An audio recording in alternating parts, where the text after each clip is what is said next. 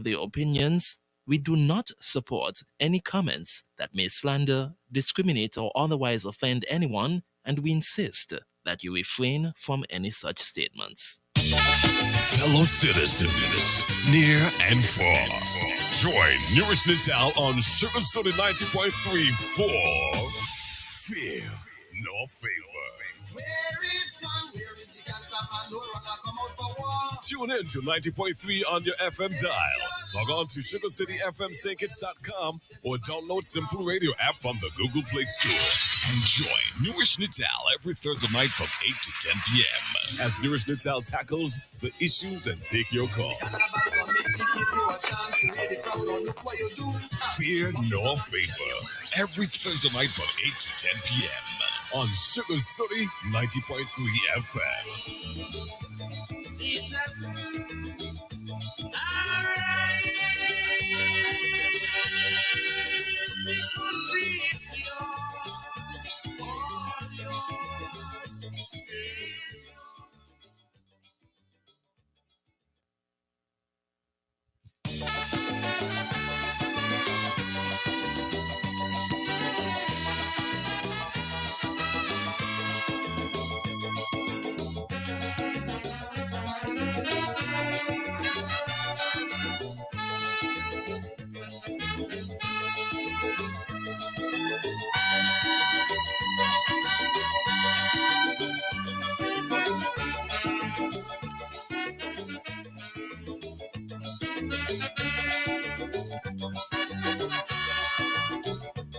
Would you stand up and see your country dying and never lend a helping hand? Would you see your children's future dwindling, creating much disillusion?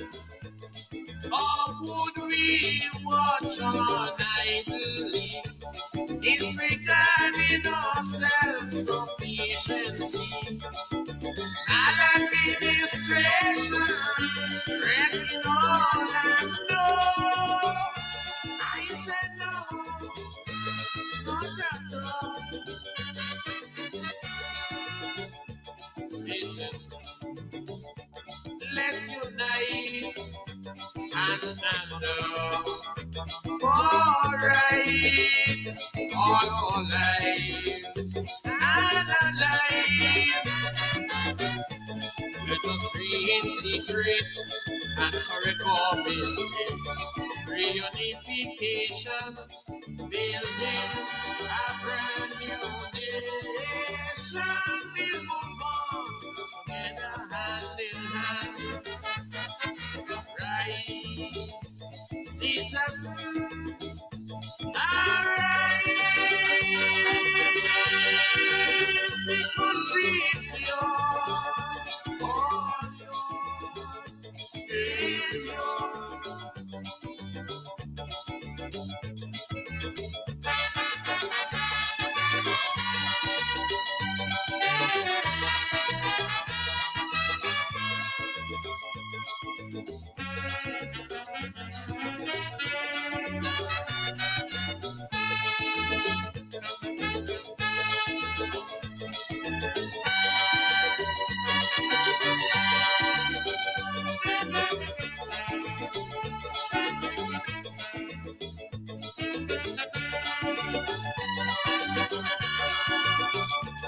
Would you assist building a wall so massive or a bridge? Don't care how small. As one tends to divide our people, the other unite us all. Unambitious men just cannot be a part of this community. Displaying selfishness, a total lack of interest. No, I said no, not at all. Citizens, let's unite and stand up for rights, all our lives analyze. Let us reintegrate and correct our mistakes. Reunification, building a brand new nation. We move on together hand in hand. Rise, citizens, rise. The country is yours, all yours, still yours.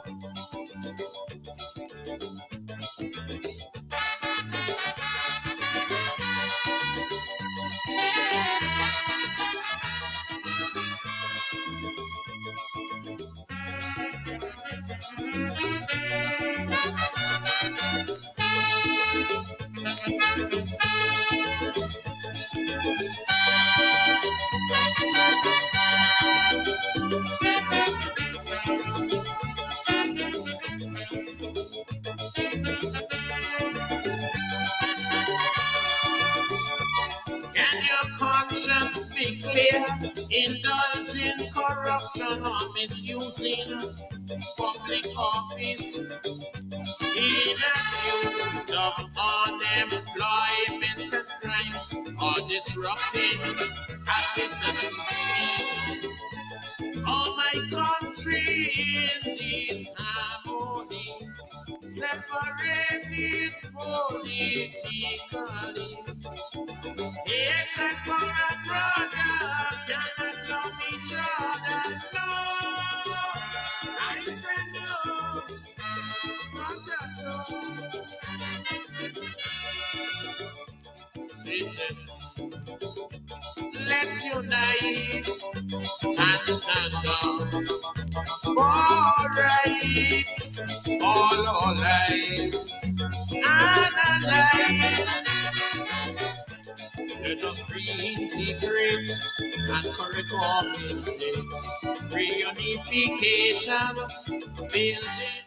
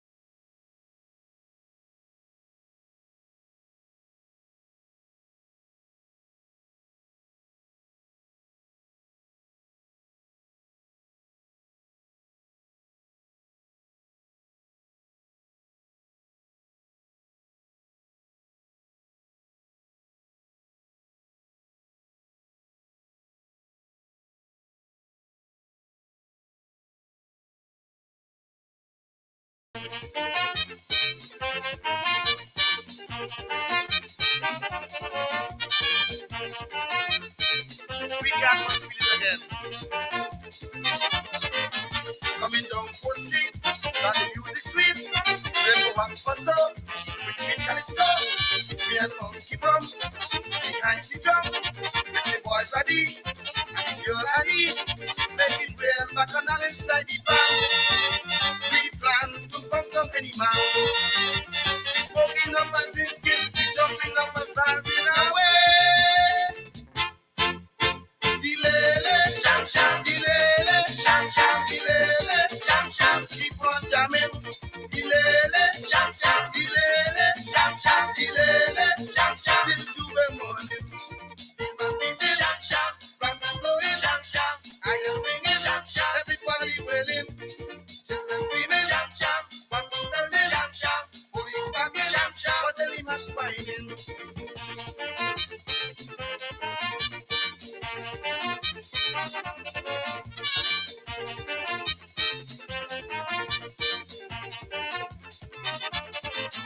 Everybody say, don't break away, with the songs and play, all hooray, hooray, go skip and dance, skip and dance, rock and roll, hit the soul, the old mass of people talking about, the mass when things was down and out, when they plan to jam them, tell them it's no problem to be. Hear them.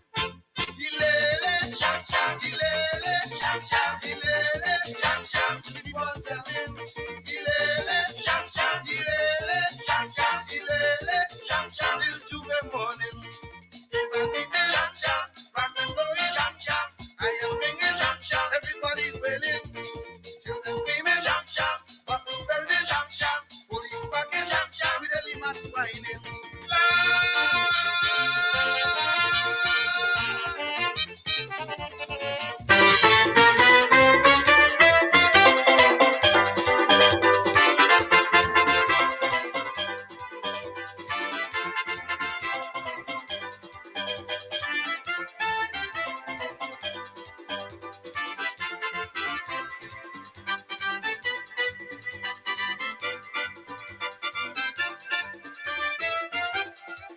This little country girl come up from Newton Ground. She taking she wrong and she head for town.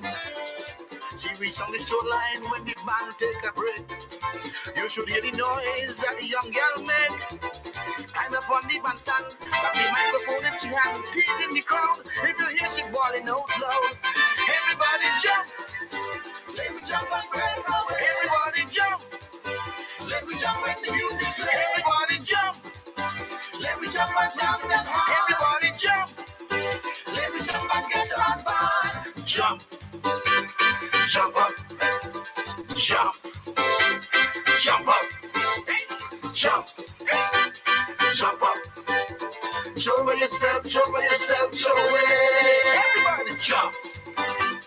Jump up. Jump. Jump up. Jump. Jump up. Show by yourself, show by yourself, show it. See what? What's that boy? My Lord Avenue posse. The King's Place. Everybody all right, young lady? Lily? This little girl for me when she back canal because this is a girl who don't talk at all. Dressed in she pum shorts and baggy shirt, liquor in she head and she out to flirt. Put a man to jam up on she and the next man and she bumsy. Whoa, she crazy for so. Everybody jump, let me jump and break away. Everybody jump, let me jump and the music play. Everybody jump. Let me jump and jump. Everybody jump.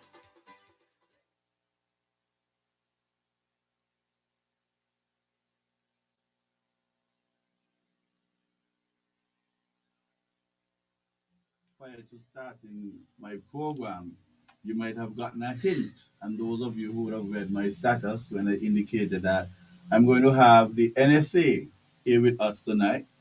And of course, he wanted to hear a bit of his own music when he once played with GI's Brass, captained by the great band leader Elimat.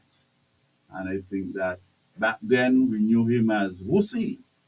I don't even want to ask him what's the meaning, but those band members had their stuff going Yeah, on, definitely. right? So, NSA, thanks for joining me and for in our favor, Dr. Lionel Von Frederick Rollins. Welcome to Fear Nor Favor. Well, thank you. Thank you for the invitation. And I was looking forward to this moment here to join up with you on air. Yes, you're most welcome. Sometimes when you have persons in those positions, persons do not, general public, not does not always get a chance to learn about the sum and substance of that individual. So before we start off, I'm going to give you a little rundown of his bio, and then we'll get into the sum and substance of the program for tonight. I know that his former bandmate is busy currently carrying out a similar program that is called Straight Talk. And I think that Dr. Rollins is quite aware of that program as well because he gets report as to what is being said at times. And I'm absolutely certain if I'm to ask Dr. Rollins if you'd like to just say hello to his former bandmate. Well, you mean we are actually competing with each other Yes, tonight on the we are tonight. airwaves? Yes, from 8 Wow, to 10 as wow. well at the Well, same time. well, he's Patches is my friend, and we played music together. We went to we were in the boys' brigade together. We go to church. We are both Moravians, so we go to Moravian church together. We went to grammar school together. And as you said, we played music together, and I consider him my friend. He says I'm his friend, but I think that he usually says some things about me on his radio show that people spoke about, and people tend to ask me, well, why don't you say things about him? Because I know there's things you can say from the band days or whatever days, but no, we are different people. Patches could say what he wants to say about me, but I will never say anything bad about Patches, nor will I ever say anything bad about any of my former band members. Whether people want me to or not, these are things that what happened in Vegas stays in Vegas. You know that saying? Yes. Yeah. So I will never say things about any of my former bandmates that would be disparaging to them. We had some good times. There were great times, and there were good lessons that were learned. And I will keep it that way. So I'm not saying anything bad about that good friend of mine. And I'd like to congratulate you on choosing to take the moral high ground. According to Lady Obama, when they Oh, go low, you go high. you go high? She did say that. But we missed you out of Sinkins for a very long time. I can remember as a youngster following you up playing your sax, like you would have indicated about tenor and alto sax. And while you were missing, information was not coming. But now I have the wealth of information that would have come and sort of fill the void that was left after not seeing you for a long time. So let me tell the general public about Dr. Lionel Von Frederick Rollins. Dr. Lionel C.M. Von Frederick Rollins is the Vice President and Security Systems Management at the American University of Nigeria, as well as a professor. He is also Director General of the Center for Conflict Analysis, Early Warning, and Peace Building, and technocrat.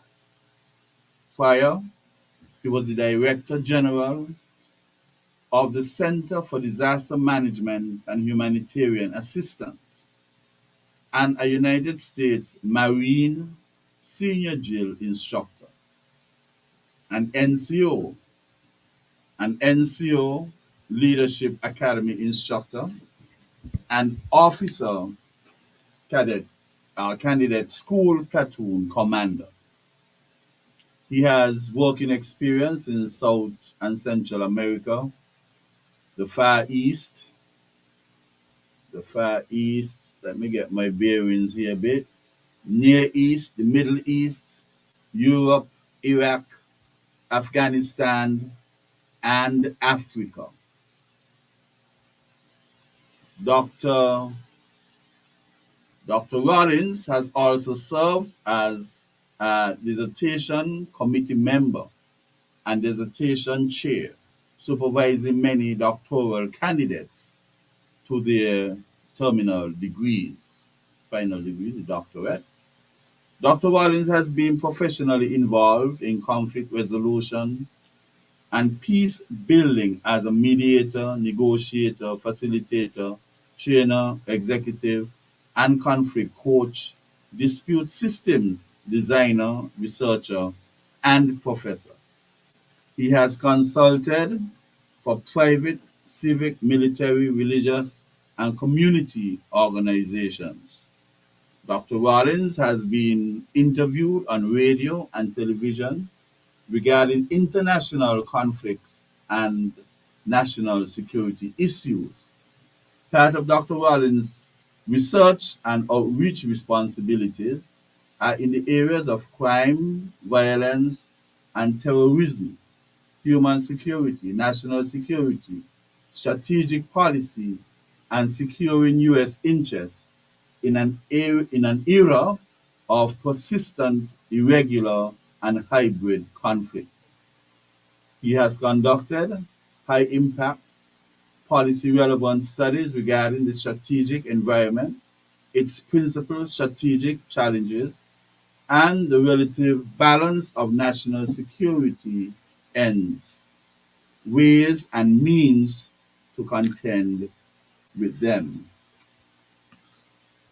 Let me find my bearings here a bit. To contend with them.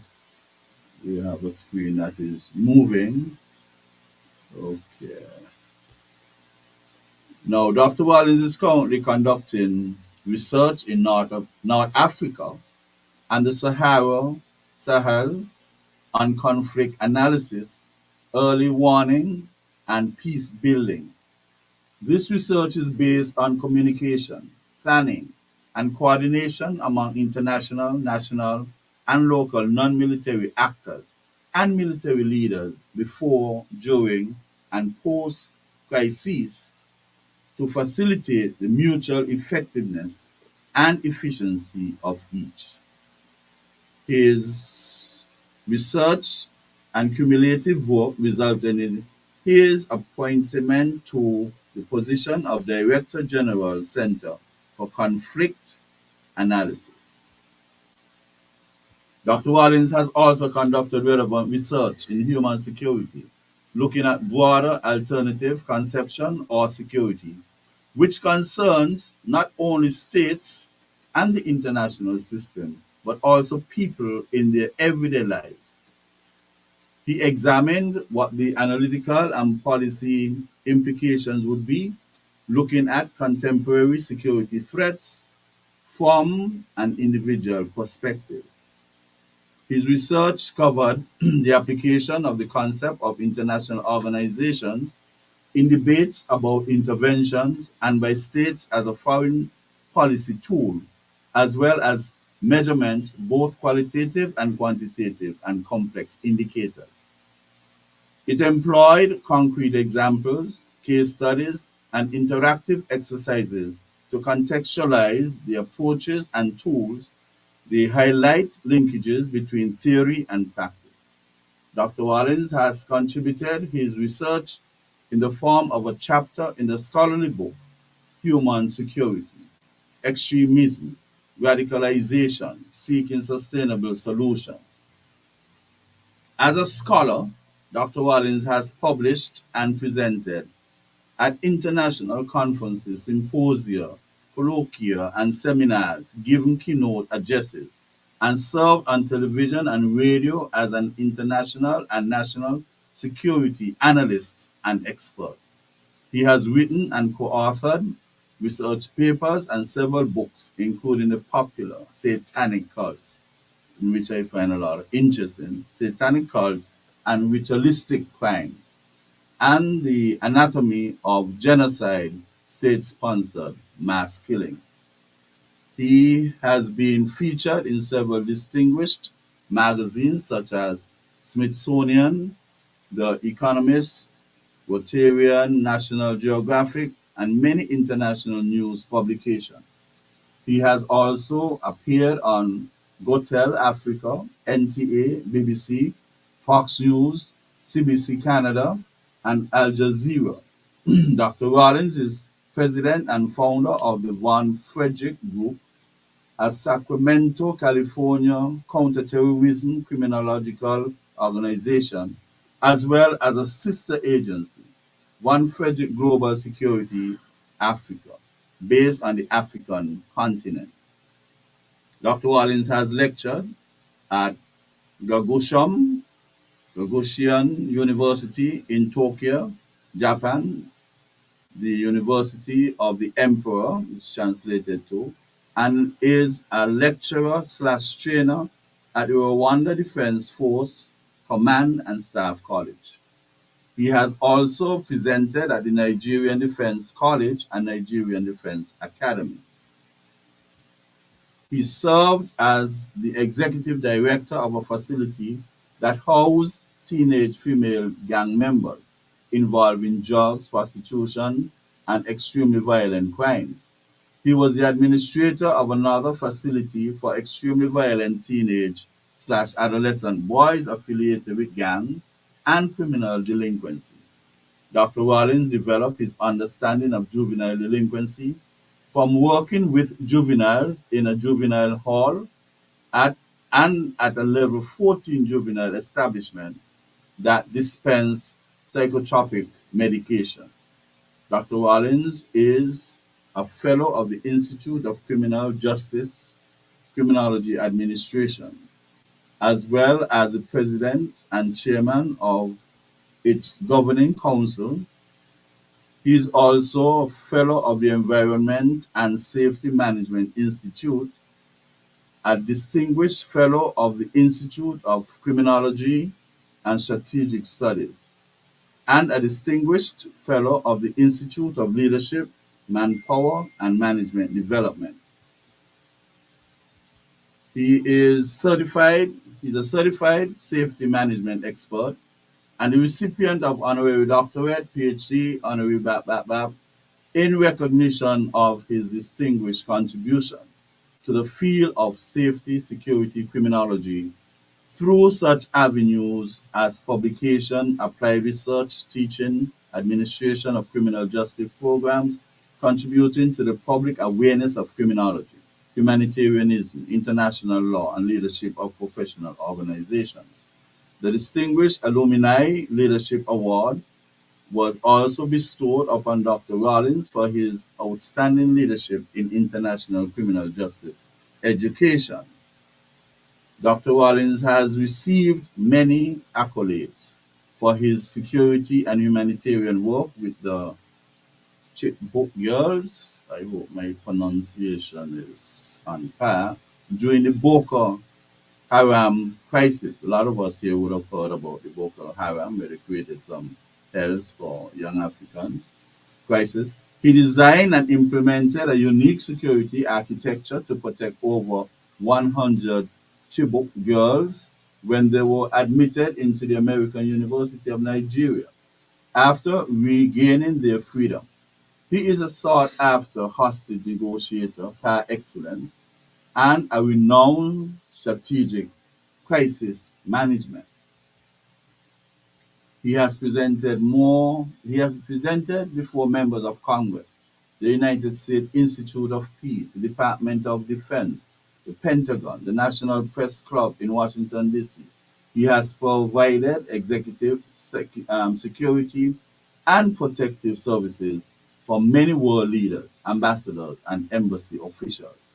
From his experience, Dr. Rollins has observed military and world leaders, managers, administrators, CEOs, and other senior executives struggle in the face of impending threats of domestic and international terrorism and with the effects of crime and criminality on their organizations and states. His military training and educational background are definite assets to his counterterrorism and criminological attributes. Dr. Wallen's unique synthesis of expertise in criminogenics, criminogenics, criminogenics, that's right, and the asymmetrical war on terror puts him in great demand as an international lecturer, commentator, criminologist, technocrat, and counter-terrorist. People, there you had it. Dr. Lionel von Frederick Rollins. That was quite a mouthful. It was quite a mouthful. I don't know if I should be blushing or what. I sat there quietly and I was wondering, is that me? Yes, that was really all about you. And well, we expected a lot because you went missing for years, upon years, upon years. Yeah, it's So this is 45 years of work, solid work. right, and there it is being manifested in Yeah. that lovely write up. You know, it's good. It's good when people like us travel abroad and do great and wondrous things and able to come back and see how we can put it forth, put it on, bring it back and see what we can do for our country in contribute to country building, nation building, and it's a good feeling to be able to do that. But it was tough. It was It was 45 tough years. Still tough, but you would have but turned that little dot on the map into a block. yes, yeah. You know, whenever I spent most of my time overseas, and whenever I would go places, they would ask, and I always would say I'm from Saint Kitts in the Caribbean. There was a time when no one knew where Saint Kitts was or heard of it. But funny, in the last 20 years, people would know where Saint Kitts is. They would know when you said Saint Kitts and Nevis, they would know where it is. I mean, they couldn't pinpoint it on a map, but they would know it was in the Caribbean. So we've gone a long way from when I remember when no one, if I would say I'm from St. Kitts and Nevis, they would say, is that in Africa or Jamaica? Jamaica. Yes, right. And now people know it's a standalone country. So it's good. It's good. We are getting there. And we want to commend those who went out there and actually turned that little dot into even a block. And there are a lot of Kittitians and Nevisians out there who are doing great and wonderful things as well, who are out there and people don't know them or they don't know what they're doing. But there are a lot of us out there. There are a lot of us and doing good things Great thing. and promoting the name of St. Kitts and Nevis. Okay, well said. Now, let us look at your position as the National Security Advisor. What comes with that job? What are you responsible for? And I'm going to ask you the tricky question as well. Who are you accountable to? I love that question, and I like when I'm asked that question. And the reason for that, for me saying that, is a lot of people think that, again, I'm going to use the word policeman. They think I'm a police or somehow doing the functions of a police. which there's nothing wrong with that. But the policing is just a fraction of the portfolio that falls under me. For example, the Ministry of National Security oversees any. I oversee anything that affects the country in a negative manner. If the impact is going to hurt us and hurt our safety and security, that falls under me. So if there is like for NEMA, for example, falls under me, and your good friend, Mr. Samuel, who I find to be he's a good man. He knows his stuff. You know, whether you like him or not is one thing, but he knows his stuff. He's good at what he does. Food security, water security, climate security, energy security, cyber security. All of these things falls under us and what we do. So it is more than just um, dealing with crime. I know maybe people think because there's a lot every now and then you hear about a shooting and they think that that's all we do. That is only a fraction of what we do. So I'm glad you asked that question so I can clear it up. So let people know the portfolio is quite large. There's a lot of other things that we have to worry about. Food security. How many people worry about food security? They don't even think about it. But the world know that there's a shortage of food. Not only in St. Kitts, but globally. Globally And what are is some of the right. things that could impact our having sufficient food in St. Kitts Nevis? The wars, the situation with the bridge the other day, when the boats couldn't move anywhere, when there was a collapse. And Climate, right, the climate change. climate If there change. is no water, you cannot grow plants. You Right. cannot grow anything. But even if there is not plants, if you have animals, if there is no water, how are they going to drink? How are you going to keep them hydrated? But there's so many things that we can look forward to with food security. And I was explaining to some people a few days ago that when it comes to food security, how does someone know if there's a shortage of food in a country? And you do that by looking at, are people eating every day, or they eat on Monday but skip Tuesday? They eat Wednesday but skip Thursday. These are indicators. Or do you have to worry about, do I eat today or should I pay my bills today? Can I afford to buy a meal? These are indicators of whether or not there is a problem with food security in your country. And so people don't think of this, but I have to think of these Of kind of course, because things. it's come under your portfolio. Exactly. And you have to ask the $1 million question. If of now no food is imported, how long can we in St. Kitts have food to last us until? I do not think we are prepared for that.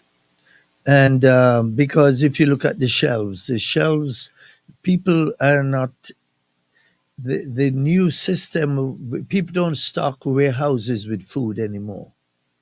Because if, as you know, maybe the food will run out, get stale, grow old, Expires. expire. So the new system is you bring enough in to last a while and then Just you enough. order. But then how do you know it is just enough? But you never know. You never know. You never. That is the problem. You never know. We never And know. then there are things that can affect that balance that you're trying to strike. And war is one. Um, if there is an embargo on ships bringing in food, you know that Cuba now, there's a lot of Russian ships in Cuba, and Russia and the United States are not getting along too very well. And since we've decided to put missiles in Ukraine and different places surrounding Russia, Putin has decided that he's going to put something close to where we are. And by doing so, he just sent some submarines and battleships and everything into Cuba. So, what do we do now? Now that we have battleships so close to our front? Yeah. So, if there is a problem between Russia and the United States, they could say, hey, no ships can pass these waters. We don't care whose territorial waters they are. No ships will sail through them. What do we do for food and eating and so forth, medicines and all that stuff? Those are factors that can really create Yeah, issues for us. And plus, again, Putin went over to North Korea and they he sign up an agreement yeah, but that they will supply each other. they will support each other too. Yeah, they supply each other with whatever equipment that they would need against the Yes. West. Yeah, and this and you know China is going to be a part of it. And you know there's this thing they call BRICS. Yes, You know, there's some BRICS, few yeah, countries yeah, are trying to Brazil and you know Russia, South Africa, India, and all of these guys. They got together so that they can do their own thing and circumvent America's and the power EU in the and the world and the EU, right? EU. So the whole world is changing now. There's a question from someone. Ah, okay. Yeah, sometimes people will call out just to that. Mhm. Yeah, we anticipate it. But those are some good factors. Yeah, and That's I'm some, glad you brought that up so that people out there, your listeners, can know these things because a lot of times people don't think of these things.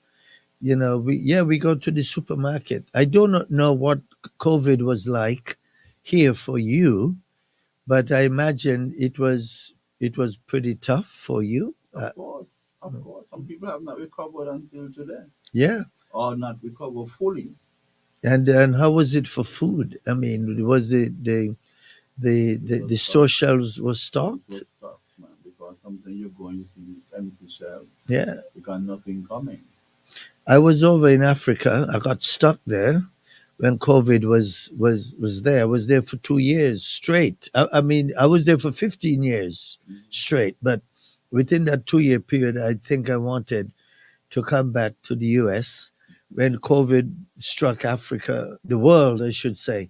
And just when I was about to leave, they closed down the airports and everything. But in Africa, it was tough. There was no food. And so I do not think it was as tough as it was here for you as it was in Africa. So only the wealthy people were able to have a good life because they were able to procure the food for themselves. But when it came to the poor people, they struggled very well just to be able to eat. Right, and a lot of things would have resulted from that. There was some derivatives.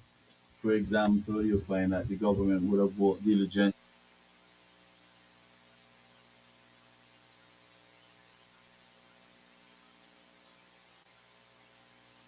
manifesting itself, all because we have what you call imported inflation. No control over it. They come from wherever they come from, they want to make their profit. But despite the increase in minimum wage, we're not feeling it as a direct proportion of the increase that was had because the inflation is imported. Well, yes, and it's the same thing happening in the United States. The wages are up, but the inflation is so high that whatever money you make has been evaporated by just by going to the grocery store or the gas station, and it's all over the world. It is being felt. It's not just here, and but I don't want to sound too too positive, but I think that we're not doing so bad here Comparatively. comparatively. Yes, yeah. Once you compare it with other parts of the world, I know there are people out there who say, who complain bitterly about different things. But if you travel to different parts of the world, even in the region, even traveling regionally, you can see and you can tell that Saint Kitts is not doing too badly when it comes to the cost of living, the way we live, the way we eat, the way we socialize. We're not doing too badly. There are a lot of countries out there who are in dire straits compared to us relatively. So coming from a small island myself, knowing how things used to be back when I was a boy, when we relied very much on Jamaica and Trinidad and Barbados, and you look around now where they have to rely on us. I don't know how much they rely on us, but where we are living so much more relatively at ease compared to them, I'm happy to see that. At least I'm happy that I'm alive to see that. Of course. Let me make a quick reference to a text here, right? Because, like we said, people see you as a police Yeah. and they feel like you're just concerned about crime. Yes. When we open up the discussion, we wanted to bring forth the latitude of your portfolio. But Yes. some people now, you have a lady here, she's telling me you just lost a listener, meaning that we just lost a listener. Who cares about what he has done? A lot of people in SK might not even know what you're talking about. And then I'm sure I'm not the only listener you have lost tonight. By the way, you all don't know time. Hope he was not the one who was late. The point is, what does he plan to do now? Forget the past. If he's a true military guy, he would be on time. And I know even if he is late, you would take the blame later. No, we were not late. We were not late. We started out and we clarified, we laid the foundation for the submission that yes, we'll just take a few minutes. Remember, he was an integral part of Elimat and the GIS Brass, and he just wanted to hear a bit of music because here we are with a young engineer controlling the board for us. And he just wanted the young lady to understand that things happen in the past and this is his home. This is his home as a musician back then, and just listen to a song or two, and we're not really late, we're just enjoying and setting the foundation for an excellent discussion. Now we have gone on to indicate the latitude of his protocol because some people do not have a clue. They feel that he's just associated with crime and trying to solve crime. That is not the case. He's responsible for everything that can impact us in our environment, especially those that can impact us adversely. And it is where the foundation was being laid. So we have to listen carefully. We have to listen carefully. And that is why I brought it up for persons out there to have a better grasp of what the latitude of his portfolio really is. Okay, so we'll continue. The concern is good. Now we're going into the little part now. Let me You may want to I comment on that? well, people. This is what I've noticed moving back here. People have not changed much. They people just we were colonized and we still acting as if we are colonized. People will just whatever come to their mouth, they say. Whatever come to the head, they think. People not don't use critical thinking. And how would the listener know that we were late when they did not see us, hear us? They didn't know whether you were late, I was late, the engineer was late. But she's making a point that we were late, and our military men don't be late and all that stuff. While we are happy that she was listening and was able to comment, we urge people to think, use critical thinking before you start accusing people, making accusatory remarks. We weren't late. You were We here were way here. before, We were here right? 7:45, Having a little sitting chat. down having a chat in here Right. about things and everything. But I'm glad that but that just consolidate my thought that we are still living in an era where we were just brought up to think whatever we want to think, feel what we want to feel without employing critical thinking. And we see things that either black All or right, white. exactly. That gray nebulous area, we're Exactly. not willing to go there because we don't want to be creative thinkers. Exactly, Mhm. exactly. So people, just listen up and be objective, be open minded, and if there is something that we are saying that you're not so sure about, Google it. You know, that's what people do. If I'm listening to a TV program or radio show, and somebody says something I'm not so sure about, I Google it. What treaty is that? Let me look at that. And you Google it. You do these kind of things. It's part of the learning process. We're lifelong learners. But apparently, what prompted her to was the fact that I was reading your bio. But then you weren't When, late. It just took a while. when she indicated, well, who cares what he already done?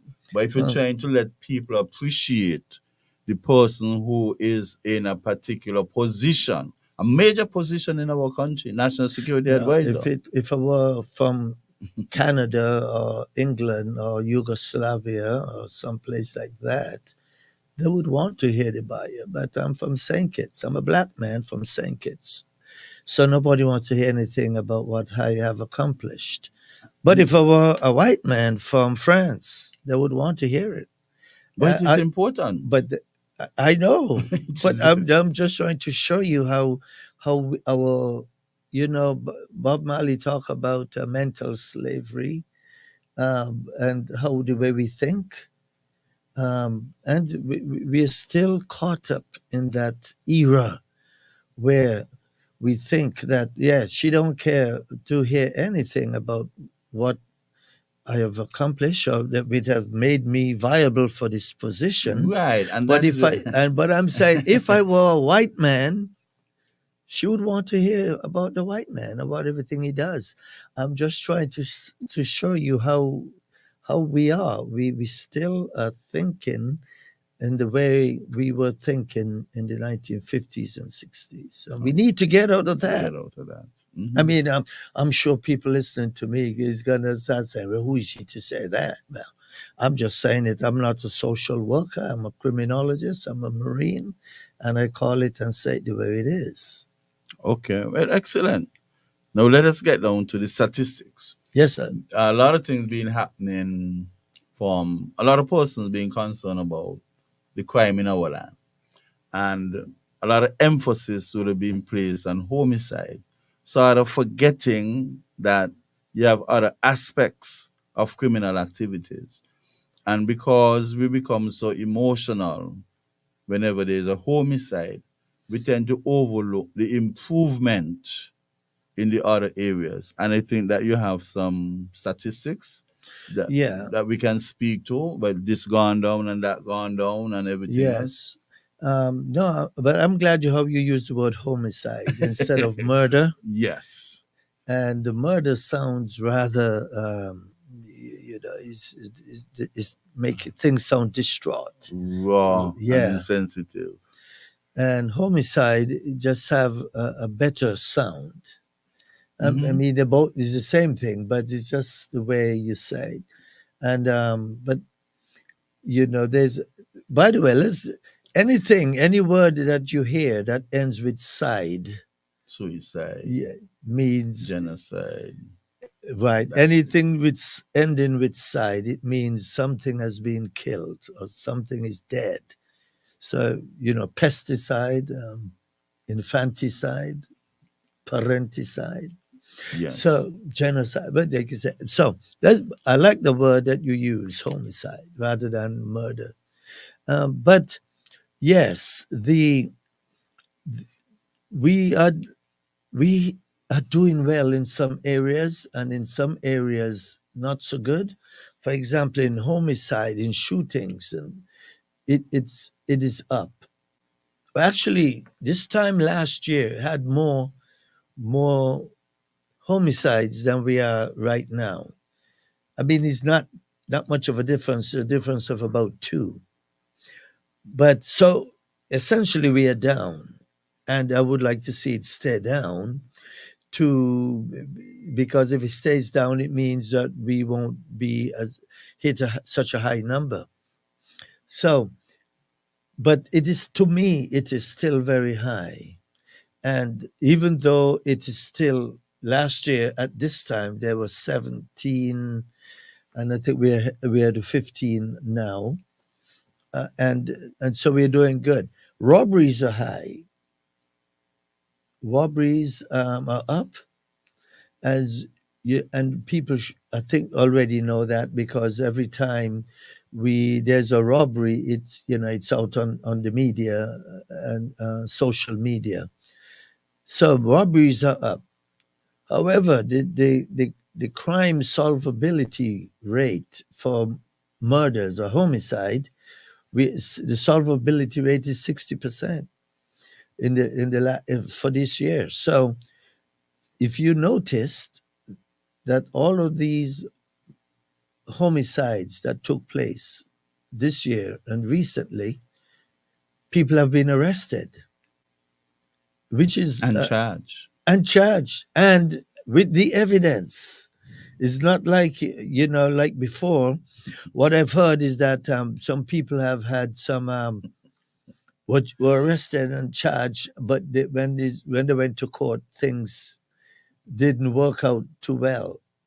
Because they used to just arrest people and then investigate. Hmm. When you ought to have investigated and then arrest. And then And arrest. that would have caused the government to pay out substantial monies Yes, that's what I've in heard. lawsuits. Yeah, that's true. Yeah, that's what I've heard. But we're not doing that. We're doing things differently. Investigating for us And you get the facts, and when you know you have the facts, then you go out and you do what you have to do. Mhm. And so right now we have a lot of um, killers, or if you want to use that word, people who committed homicides. They Mhm. are now in 1840, and it is quite a thrill to be able to say that the people who have committed these crimes are arrested and fully charged with the evidence. And they were so made expeditiously as well. Exactly. Because when you take too long, when you have a protracted period of time between homicide being committed and having somebody on great suspicion, it creates trauma within the society. People are Yes. afraid to go outside, but as soon as you hear an arrest, people now making up their mind that they're going to be at the music festival and everything, and it's just around the corner. Absolutely. And so the police have done well. There are two things. The ACP Travis Rogers and his team, they're out there working around the clock, and we have implemented different strategies so that if you commit a crime in St. Kitts, there's a strong possibility that you're going to get caught, because it's just a possibility. St. Kitts is too small for you not to get caught. I do not know what they were doing before, but today you will The higher probably get caught. probability that you get. And they have regional Yeah, cooperation as well. exactly. They would And have signed off on something to say, well, if you have information that could help you, we'll of course put it over. yeah, and then ACP Mitchell and his team, they're working around the clock.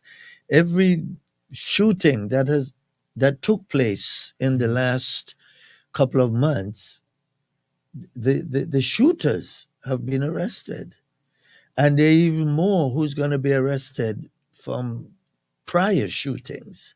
So we are doing things to make sure that these things are in place to protect the people. We have a forensic science team. Forensic, yes. Miss Marshall, she's incredibly good at what she does and passionate at what she does. So the things that were be hanging around our necks years ago they're no longer there, and so we're working together to make sure that people are really safe. Things like burglaries and larcenies, those kind of things are up. But if the amount of crimes that we had last year, we had like 694, where we had 700 last year. We have, at this time we have 690 something. So we're down. A We're lot, down. a lot of persons who might be listening in the larger countries, you see what they're talking about. Those are small numbers. But when you're looking at the Yeah, impact of crime on your country, you got to look at it per capita. Per exactly. capita, we're a small place. Very small. And 10 in St. Kitts would be 1,500 because you're talking about 1,500 because you have 50,000 people. Whereas 10 in Jamaica might just be Mm, because the population much greater than ours. But yeah, when you put us up against the comparative analysis with respect to per capita, yeah. we're very high. It's what's killing us. Very, very high. It's what's killing us. You know, even if you had 5 murders, A it's lot per high. capita. Per Even if you capita. had five a year, it is very high. Let me give you a context of, we all live in here in St. Kitts and Nevis, Mhm. and we are a country, a federation. Do you know in any African country, St. Kitts and Nevis would be a village? Yes, of course. I just want people to think of that.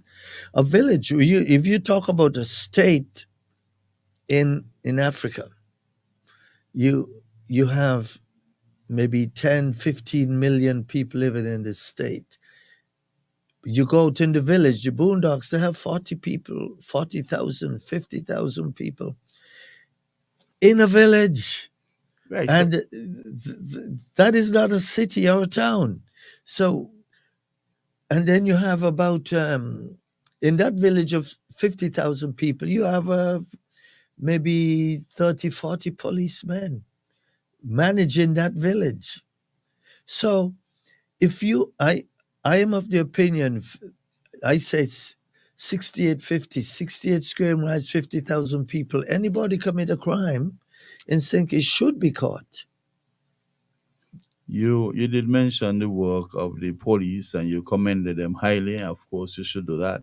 But regardless of how much forensic we have, intelligence play a big, big part because you have people from the general public coming and answering the call. If you say something, if you see something, say something. So we Exactly. have to really commend the public as well for cooperating with the police because if you go to the doctor and you tell the doctor you're sick, he can't look after you because what would he do? You have to tell him what you've been experiencing. So likewise, if the community is being impacted by crimes, you have to have collateral information. It might not be Yeah. direct evidence towards anything, but you have collateral information that could give you a little insight as to where do we go. Yes, you start here, but what trajectory would you take? So we have to also commend the general public who come in on board.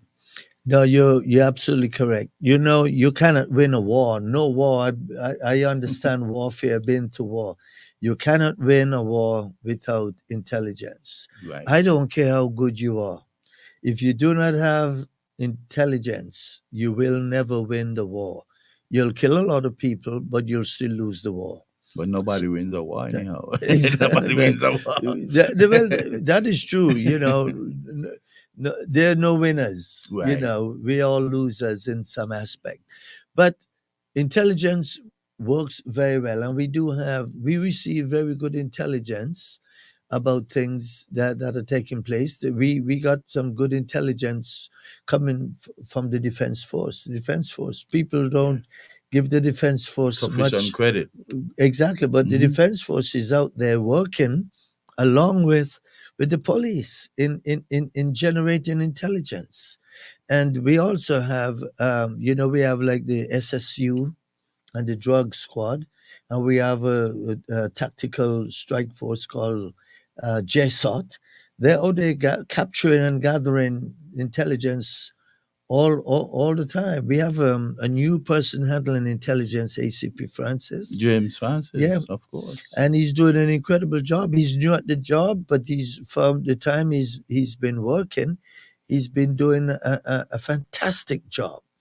And so a lot of the reasons why we're able to capture a lot of the shooters and all of these guys who committed homicide is because of intelligence. And for people out there who might have information, don't be afraid to give us information. I know that some of you, there's this thing with trust with the police. I get it. I've worked with police all over the world. It's not just here. All over the world, you have 10% of police who are bad. And there's nothing you can do to stop it. Even in the United States, I don't even think it's 10%. I think it's about maybe 20% of the police in the United States are corrupt. So we are doing good here. We have some bad hands, but you do not need. There are people you can go to with information that you know is going to stay safe. You can go to the commissioner of police. You can go to any one of the assistant commissioners of police and give them information. They're not your run of the mill policeman who was in bed with shooters and gonna say things. Or you can see me and tell me. I get information from people all the time, which is incredible. And by the way, something also that I wanted people to know, we have a great protective Witness protection program. program. Mhm. Yeah, and it's about one of the best in the Caribbean. And people will never imagine so. And I want it to be not one of the best, I want it to be the best. So we are collaborating with other countries all over the place to see how we can take care of our people who decide to come forth with information that they think might endanger themselves. We are here to look after you. So do not be afraid, listeners. If you're out there, I guarantee you we'll take care of you. Yeah, and maybe too at times the authorities would have to indicate that when someone runs afoul of the trust and confidence in them as a police officer, what the penalty would be. Because to tell somebody that you're okay, but then there is no penalty for someone who betrayed that trust. You know, so there's some Yeah. sort of internal investigation and something would happen. Yeah, there's an investigation that will take place, and Mhm. there's some punishment that the police will hand down on someone who Breach the breached the trust. trust. Mhm. I do not believe that the penalty is severe enough. Me personally, that's me talking. Mhm. But you have the police service commission and all of these things. People are protected here and there and everywhere. That's why I believe one of the reasons why so many people do the things that they do is because the repercussions is not severe, and it is not timely. And we there are people who have been on suspension, who committed some severe atrocities, and they have been suspended for Almost three, 30 4 years. years. Yes. And I mean, this cannot happen in any other country in the world. So a man is home sitting down on suspension. I say fix it. Bring it to the front. Give the man or woman his time in court. Give him a fair hearing and let the Natural chips fall where justice. they may. Natural justice. Exactly. Justice, what they said, Denied. the justice denied. Delayed. Delayed is Justice justice delayed. denied. Justice denied. So you have people sitting down there who is waiting for something to happen, and they're just there withering away. And that is not good. I mean, they could have been taken care of and maybe even put back on duty. Exactly. Yeah. Let the chips fall where they may. If the man is innocent, put him back to work. If he's guilty, then let the hammer drops where it is. But to have somebody sitting down at home for 4 years and 5 years pending a hearing or a trial, to me is disingenuous. The correctional facility. What about a name change for our prison? Do you think it is psychologically important that we get away from that white man mentality about prison, Yes.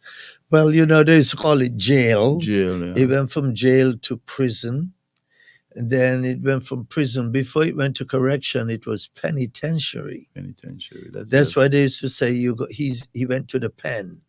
yes, And penitentiary. yeah, so it was penitentiary. And now we are calling it corrections. By the way, you know why they called it penitentiary? But my understanding is just a bigger word for jail per se. That's a cute one. Yeah, the student companion will tell you that. You look small word, big word, you see jail and you see, just like as if you see clock, you see chronometer, you see jail, you put penitentiary. No, there's a But good one. That's a mhm, good way. I can see you're thinking, man. mhm, Your mind is working. They call it penitentiary from the word penitence. mhm, So years ago, they would put you in a cell and you stayed in that cell. They lock you in by yourself. You spoke to no one, you saw no one, and you could be in there for 15 years not speaking to anyone but yourself. And the objective was that it give you time to reflect on what you did, on the wrong that you did. So you're supposed to give penitence. It is kind of biblical, okay, okay. theological in nature. But they found out then that they destroyed more people I'm that just way. about to say that. They're creating monsters. Yeah, because can you imagine being locked away in a cell for 24 hours a day for 10 years, not speaking to anyone? There was no one for you to talk to. And no, the only person you might have uttered any word to was the guard who brought you food for you or your medicine if you were taking medicine. But you would come out of there crazy and to realize that the people who went in came out worse than they went in. It's kind of like what's happening today as well. But anyhow, so they changed it, that whole mechanism and the whole way of dealing with the prisoners, and took on a rehabilitative model. So the object now is to rehabilitate and correct Rather the than prisoners punish. rather than punish. Mhm. But because of how things are, when people go in, because prisons are overcrowded, you might lump a man who might have, let's say, you might have stolen money from your work, Mhm. and you lump him in with rapists and criminals who might have murdered people. Mhm. And so this guy, who is a decent young man, went in and he come out a rapist because he sat in there with people who And share the stories. share the stories and tell you how to get away with it. And he comes out and he tries to do it. But the objective is to correct people, to rehabilitate people. And we need to do more those kind of rehabilitative work with the prisoners. Someone told me that you taught a lot of people In prison. Mhm. in the jail Mhm. in 1840. HMP, yeah. Yeah, how to read and write, and to such an extent that many of them passed. They came up Subjects. with CXCs And to their names. So associate degrees too. yeah, I mean this is incredible things. This is stuff that you should be awarded for, or whoever else is in Yes. there doing that. I remember the commissioner of prison was telling me about all these people who had so many exams So that a they lot of passed. subjects, yeah. A lot. 20 something, 15, 16. And these were people who initially and originally couldn't read, right?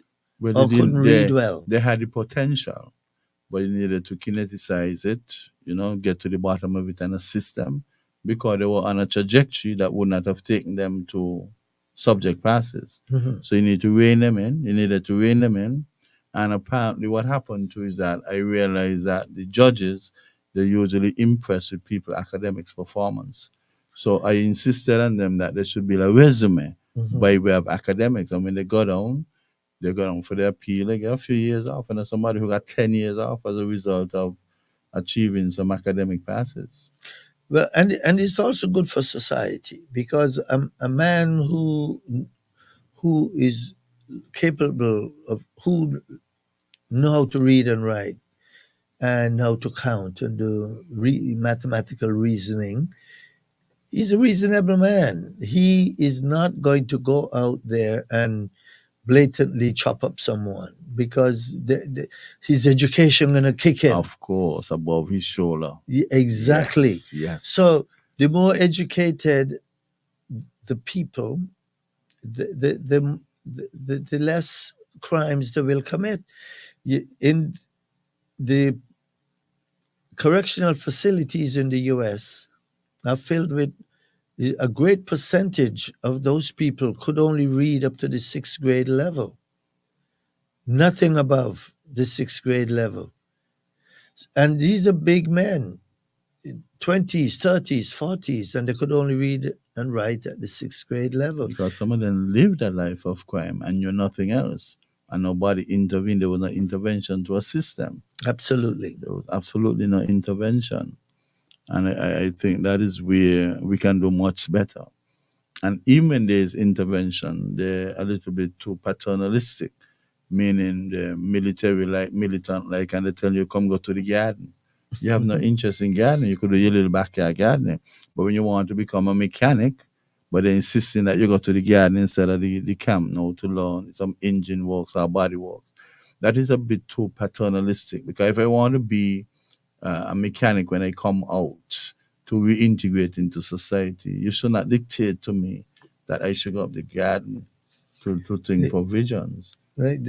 Absolutely. That is like, reminds me of people who, your father is an accountant, so he wants you to become an accountant, hell or high water. But you have no desire in being an accountant. That's right. That's you want right. to be a geologist, or you want to be, you want to be a mathematician. But they tell you, no, I have an accounting firm. I want you to take over, so you will study accounting. But you lose the child then. But that's at another level. At the levels you're just talking about, give the people what it is he wants to do. Ask him, what do you want to do? Right. And our schools are slowly becoming like that because they give you a set of subjects to do, and the choices you have, they are becoming even more limited. CXC was thinking about dropping out a few subjects from off the syllabus because not much person doing them. And there was a little fight over it, and I think they reconsidered. But what subjects were they? They were more practical subjects. Oh, practical, okay. Yeah, more no one technical was doing subject, but not sufficient. Okay. To guarantee the input Okay. of printing paper. They complain about printing papers and that kind of thing in the Caribbean. Really? Printing paper with the governments, with the support for the governments. When you pay CXC, the government also would get a piece of it. The registration might be 120, but 50 of it will go to the government and the rest will go to CXC. Mm-hmm. And I think that we need to design our schools now to fit into, to have the people fit into it. Ask them what they're doing, like you said, and plan that. Sometimes the timetable for the schools are difficult to make up. And sometimes you have to get a mathematician to make sure you don't have a lot of clashes. So to avoid that, they give them less options so that they don't have clashes. But then you work out that guys who leave school because they cannot get to do what they want. No, you're right. And something about that, I'm an academician as well. So I'm into academics. Mm-hmm. And I've spent a lot of times in the university system, not in high schools, but in the university teaching. And I believe that one of the things we need to do with our youth is to start preparing them for jobs of the future, jobs that we do not even know exist as yet. And but it you got to be sounds forward funny. thinking. Got to be forward thinking, unless you would not have any pick the word out of my mouth. creativity in doing It's that. like you heard me say that before. It's forward thinking. You got to think, what are the jobs that will be available in the next 10 years, in the 15 next years. 20, 15, 20 years, and start preparing children for that. And by the time they get out of school, these jobs will be there. These are the jobs of the future. But we cannot go out there and have children doing stuff that is going to bore them to death that they have no desire And not for. only that, that they can't compete because most people want to do business, accounting. Everybody running from the chemistry, the physics, the maths. Mhm. So then you end up with a lot of people who cannot get any employment because the competition, you have what, 10 accounting job, but you got 40 something people vying for these positions. And then the politician then will get bad names because you cannot put 40 people to work in 10 jobs. And I think what Yeah, we can do to also NSA is that we need to establish a website where persons can go and see, well, if I take up this set of study, this field of study, I have a very high probability of being more marketable than others. yeah, Just let them know marketability. If you do chemistry, if you forget a three in the chemistry, somebody get a one in business, you stand a better chance of getting a job by the brewery down the biomedical place in Bowie than somebody. You have all these people with passes in business subjects, and they cannot get jobs because they're competing for the limited number of jobs. exactly. Make yourself No, marketable. now here's another thing again. You just mentioned about people are afraid of things like chemistry, physics, mathematics. Mm-hmm. When I went to school, those were things we all had to do. I did them, and to me, it was easy for me. Mm-hmm. Because the, none of my subjects in school were difficult for me. Because I, your mindset I, got a lot to do with it. I can't fail this. well, I think I was just lucky. Yeah, yeah. The Mindset. learning came easy for me. I couldn't. I sucked at carpentry and Technical metalwork. jobs. Technical I jobs. was horrible at that. But anything academic, I came very easy for me. But we had people who ran from chemistry and It's physics, still happening. and because people, I think it's not just here either. It's all over the world. People said, no, no, no, no chemistry, no physics, no math. I think it's the way we put it over to the students. We put it in a way that boys, this is hard. You're gonna have to buckle down and study hard, rather than say this is a very interesting subject. It's a very interesting topic. If you were to excel in this, then the world will be your oyster. You can Right. do anything.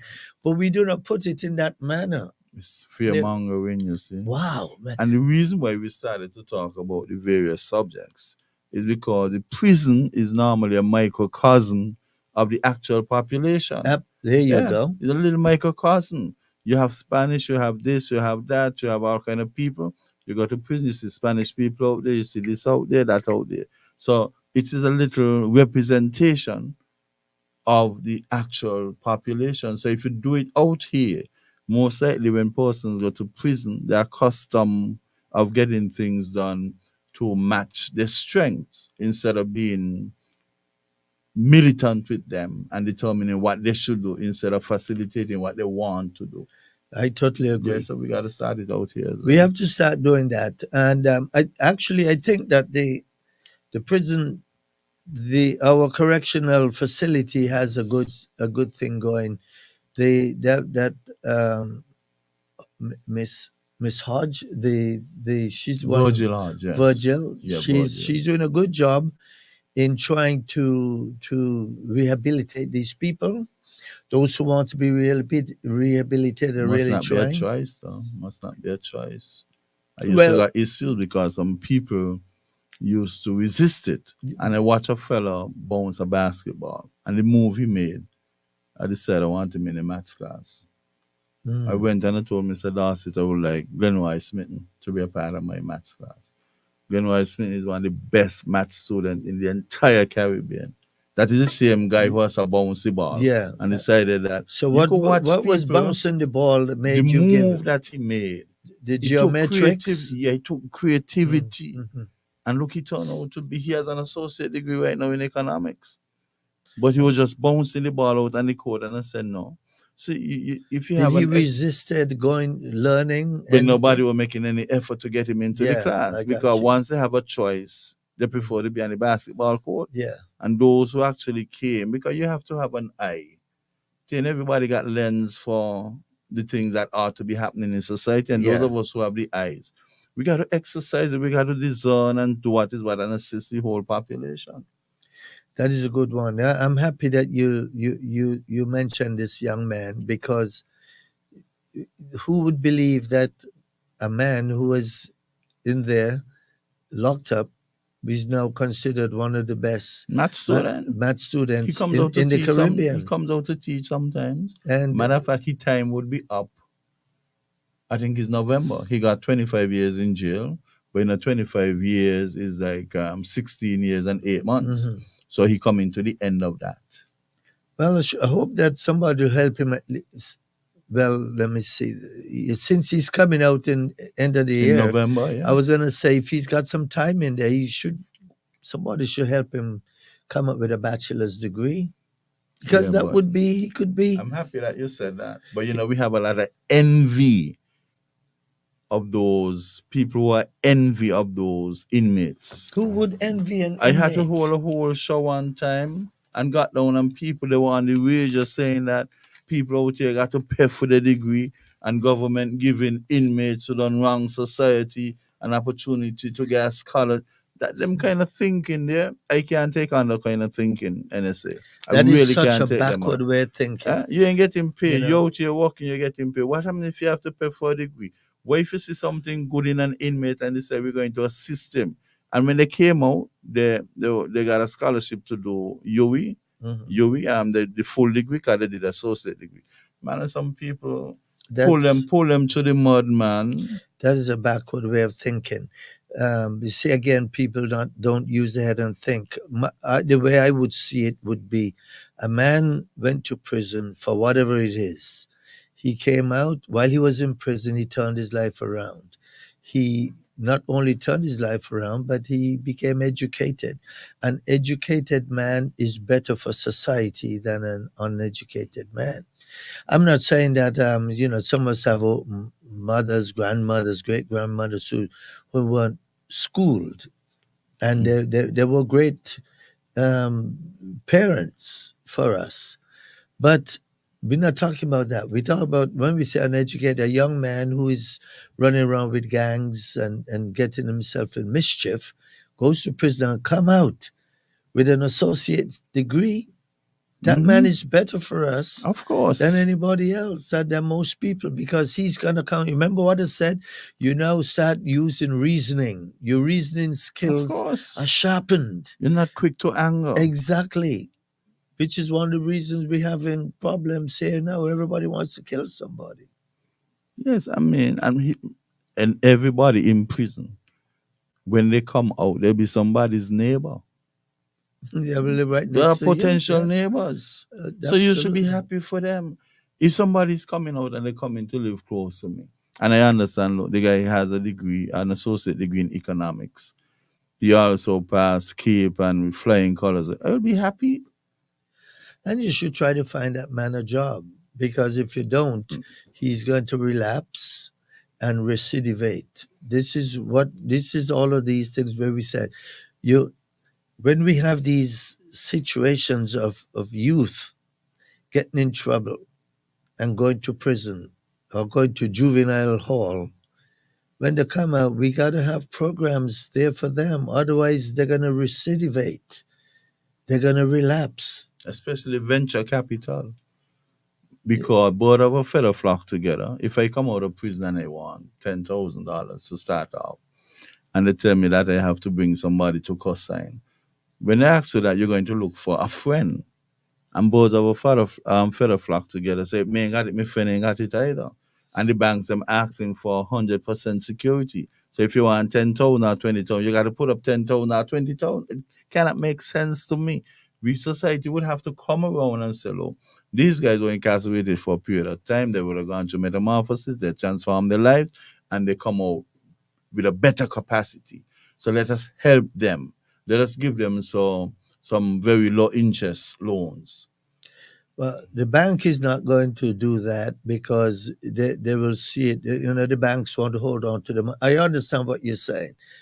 the bank will not give them a loan because the bank is going to say, how am I going to get my money He got back? the capacity to Well, get a job. He's yeah, marketable. true. But, you could get the best business plan in the world and you show it to the bank. But you offer them the guidance. You offer them financial Exactly. management guidance, the No, education. this is exactly where I'm going to. You Hmm. got to take these people and put them in a program where they know if you get 10,000 to open up a car wash, for Hmm. example, they have to know how to manage that money and to budget. And the money you make today is not to go to the bar tonight and spend it off on your girlfriends and your buddies. It's You plow it back you in, got a to put it back percentage of into it. the Hmm. business so that and then pay yourself at the end of the week or the end of the month like everybody else do. So these young men or women have to learn all of this stuff. Otherwise, the bank is not going to give them that But money. this is what happened, in recent time before this administration. They provided them with some small loan, 150,000, those who had major projects to do. But instead of charging them the 11%, the 12%, they were charging them 3%. And a lot of them were really honoring their financial obligation. But then you also had quite a number of them who were not guided properly, who were not provided with the financial management aspect. They messed up. Some messed up. But I don't believe those who messed up, you should take a broad brush and paint everybody when some were reasonably successful. And I think the interest rate was about 3%, down from Yeah, 11. but that's one of the lowest Mhm. interest rate I've ever heard Because of. people come out of prison, they don't have anything. And if you don't try to help them, a Yeah, matter of survival, you'll have recidivism taking place. And we don't yeah. want that. But this is what I'm saying. We need to have things in place, and I think the Hmm. government should have programs in place. I think social services might have had some programs for them. Right now, we have a program called Elevate, Elevate, yes. which is an offshoot of what's this? Peace Yeah, program, the peace program, the yeah. alternative pathway program. So the, the these programs are there, but you got to have some other programs with teeth, so that people, if you come out of prison, you have nowhere you spend it. If you're 25 years old and you spend 10 years in prison or 15, you come out when you're 40. What are you going to do? How much money are you going to come up with? Your mother is probably dead. Your father is probably dead. And they don't You pay you in there. exactly. So what is he? So where is he going to live? And who is he going to live with? And how is he going to eat? From the family down discard you. Are they dead? You go across the prison. And his mothers, female squad, so you can't find the males. I'm going to look for the children or the bother them. Mm. Females, of course, every Wednesday and whenever it's time for remanders or convicts, because you go visit base and whether women are convict, is about 90% females, of course. Yeah. Yes, that is true. Is 90% it because females. the females are more caring, or Motherly love. the motherly love, or they're just Motherly in love. love with the man? Women love bad boys. Hmm. They They love them because they know that they can change, they can nurture them. you think that's what it is? Yes, in some The situations, women yes. feel they can nurture the bad guys. Let me give you a very, very quick story. There is a young man by the name of Remy Gums. Remy Gums is a guy who got maybe a 2 in English, a 1 is the highest, 1, 2, or 3. And he wasn't satisfied. And he said, Optimum Pedagogue, I want to do over English. I'm not satisfied with a 2. And he went and he got a 1. He came out and he found love over on Nevis, a teacher girl, right? And they've been together forever. He has a job over in Nevis with the Nevis Island Administration. You don't find people coming out of prison here and getting a job in St. Kitts. So he basically cracked the glass ceiling. And I think government would have to change the attitude with respect to that or the approach. It cannot be right. If you have a man coming out of prison, especially those who coming out now with qualifications, you cannot have a policy that you will not employ ex-convicts. It cannot work. And Well, Nevis was generous to right. him, and he's the best motivational speaker in Nevis right now. A lot of countries are trying to change that law because they found out that if you keep prevent a man from getting a job who's been in prison, and he came out and he's turned his life around, he's older, he's wiser, he's not capable, but not shouldn't he's not incapable, but he just lost the zest for criminal activities. He still can't get a job. So he goes from house to house, business to business, begging for a job and can't get a job. And this is how they end up again recidivating. Vicious cycle. It's a vicious cycle. So he did his time. He honored his time to society and he returned, and now he is now punished again. But some people feel you should be punished forever. No, you can't do that. You can't do that, man. That's what they say. You serve your time to the state, and you're supposed to start all over. But no one. But see, again, it's the society in which you live, because people would say, "Wait a minute, this man was a child molester. Would I want to have him driving a school bus with children?" But Peter in 2010 might not be the same Peter in 2020. And we're Exactly. forgetting that there's a God above too. How come Exactly. when we bed and we just away from dying, we're asking the Lord for forgiveness? Because he's all powerful. Because you don't want to go to... Because he's all powerful. Right. So if a man spent 10 years incarcerated, the Lord is in there with him. The Lord is just not out here with non-incarcerated people. But if you know a woman went to prison for child abuse, would you allow her to babysit your little children? Well, of course, you'll have your screening. You have to do your screening and try to better understand. Would you allow her it would not be babysit? a natural propensity. How would for you that. screen her? By asking for the records in the prison. How did she rehabilitate? You know, once she would have gone through the rehabilitation. So you will trust her with your 2-year-old and your 4-year-old? Once I am convinced that she would have gone through the appropriate metamorphosis, and she would have changed, many worst of persons would have become meaningful. I'm asking this question to show you how I people understand think. How the thinking. I you understand? Because if I had a 2-year-old child and a 4-year-old child, and a lady were looking to me for a job as a babysitter, which I do need, and she's in prison because she beat up her little 2-year-old child 15 years ago and went to prison for it, I would have some serious doubts.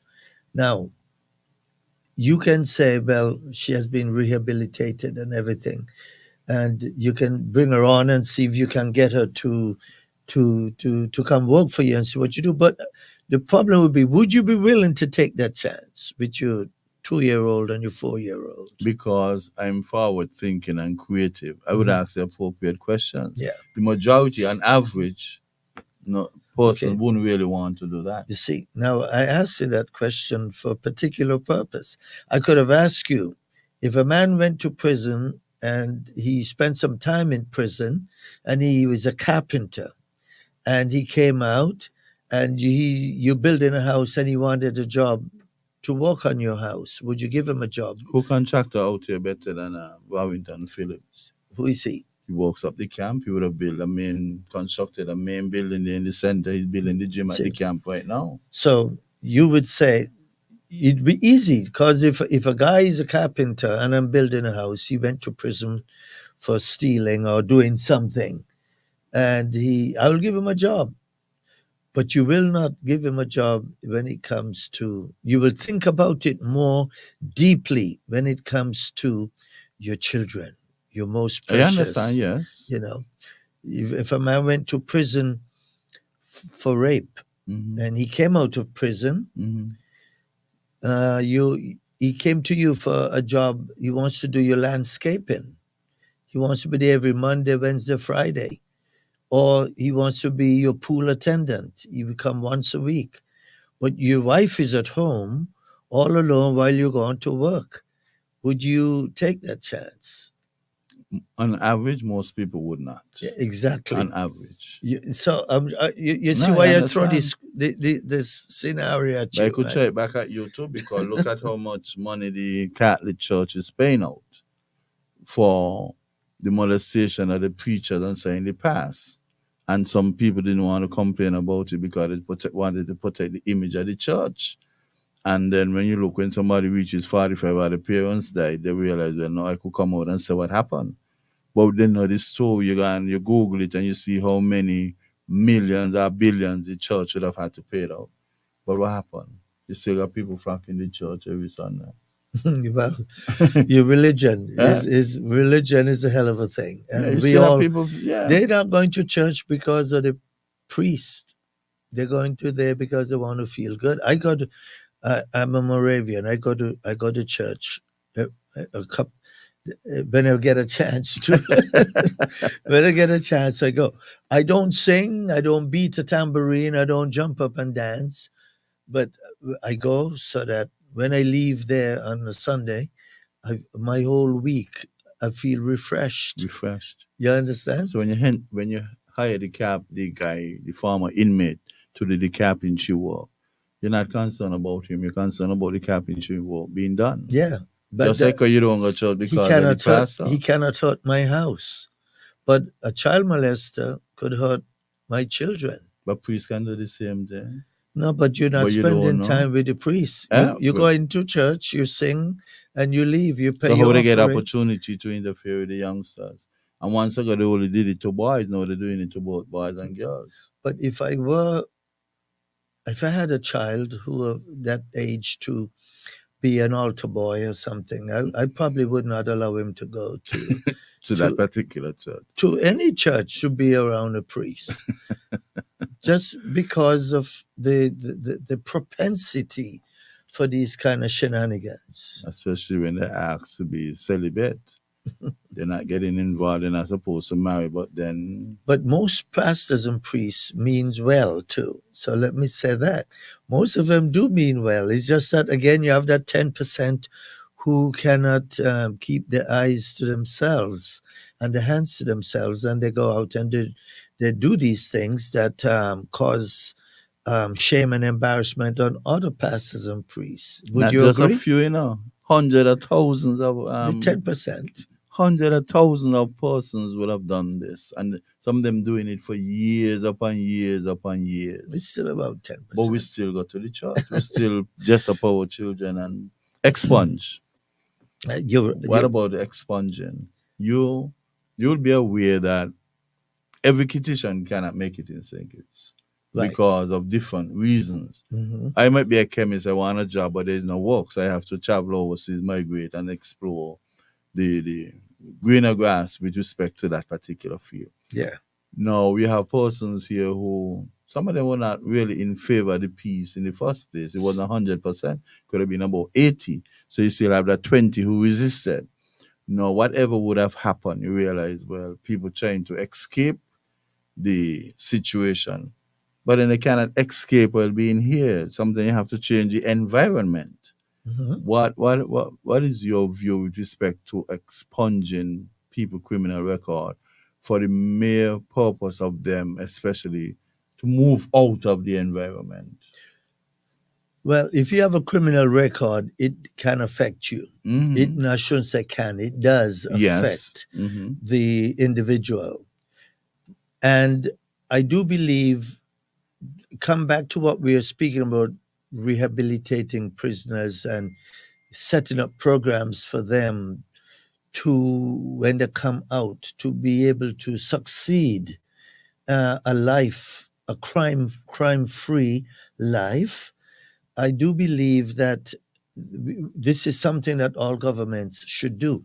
So when I believe that if someone committed a crime and has gone on for a certain period of time in life without reoffending, without doing anything nefarious Mm-hmm. to get himself in trouble with the law, and he has this criminal record and he needs it expunged, I think that is a wonderful thing. Yes, why not expunge a But why criminal is it so record? difficult to get it done around here? Well, well, I know that to expunge records, you need to show them that you've lived a crime-free life for a certain amount of years, and you need to show them like a curriculum vitae of what you've been doing in the last couple of years, and then you need some very good people, To community recommend, people, to come and exactly to put testify for you. and Mhm. if that is done, it normally expungement is acknowledged favorably. But I think a lot of people do not, they don't bother with it because they think that I'm not going to get it. They're not going to give it to me. Or people just, they just went on living their life and didn't really care about it. But I, I do believe that if someone is out there with a criminal record and he has turned his life around and has done very well in life for himself and is a family man, especially if he has a wife and children and Mhm. everything and he has a job, why not expunge his record? Because he shouldn't have to run away to another country to be able to live, start all, because he essentially starting over, unless he tell them, you could, if you go to America, no one's going to ask you for a criminal record from St. Kitts. They will ask you for a criminal record, so you go to the police in Boston where you live, and you have none. Yeah, but you have people flagged. Interpol would have people flagged, Yes, and it create a problem for them. it depends on the kind of job that you're looking for. Yes. Yeah, if you're going to work in somebody's bakery in Boston, Massachusetts, no one is going to call Interpol and say, "Is this man ever been arrested?"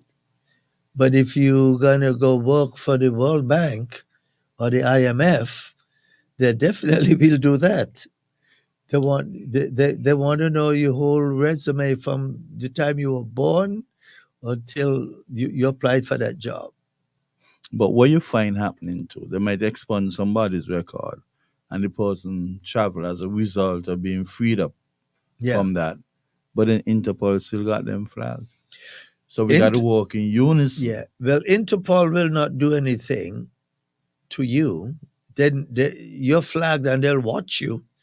So what they will do is you fly from here to Miami and your record has already been expunged. So you get to Miami, Interpol has already informed Miami that Mr. John Smith is has a criminal record.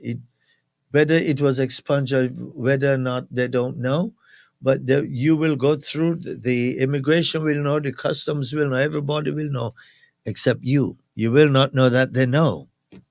So you keep going, but the guy, when you show him your passport, he already know that you uh, have a criminal record. Whether it was expunged or not, he may not know. He may know if it was sent forwarded Hmm. to them, but he can't do you anything if you didn't break the law. But all they will do is watch you as your bag is coming off, before it gets on the carousel, as it comes off the flight. They will already take in your bag aside and give it a deep search to see if you're bringing in any contrabands, any drugs. Why? Because you have that record. And so yes, it will always follow you. But we have recent issues where somebody was permitted to fly, migrate, and Interpol stopped them and sent them back home. Well, it Maybe must the odd it occasion. it well, if Interpol did that, um, there has to be something that happened, because Interpol cannot and will not just get up. I've worked with Interpol all Mm. over, and I've never seen them send anyone home unless there is a real reason for that.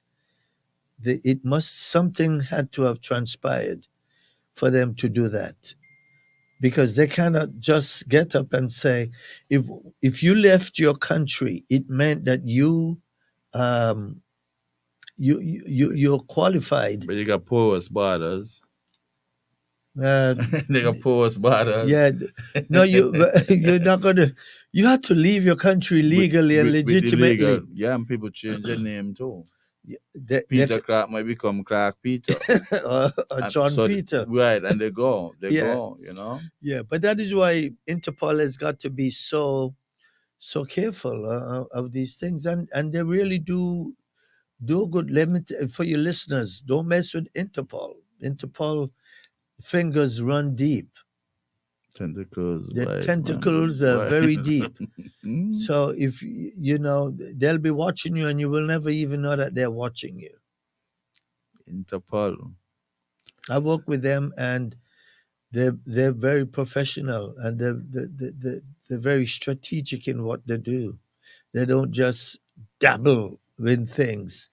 Things are done according to the SOP. Mm-hmm. Standard operating procedure. Exactly. Mm-hmm. And you have, I think they know sharing fingerprints across international boundaries. Yes, they're doing that. They're doing that quite a bit, and so now they're even starting to use your eyes, Mm-hmm. your eyes imagery, because a lot of people are now using their eyes for access and for identification, especially now with the advent of AI. And Artificial but they've been intelligence. using that for a long time, and but now Interpol is now using it very voraciously. Because a lot of people are now starting, criminals, active criminals, they scrape the fingers, The fingertips. yeah, Mm-hmm. they burn them off and scrape them off, sand them down, make it very smooth. You and I won't do it, but if we were career criminals, Mm-hmm. we will do that. And there's a lot of career criminals. You know where I've seen some of the most criminals? In the Sahara Desert. No one goes in there. And there are people living in the Sahara Desert. Some of the world's worst criminals are in the Sahara Desert. Who goes into the Sahara Desert? No one. Because you will die in the desert.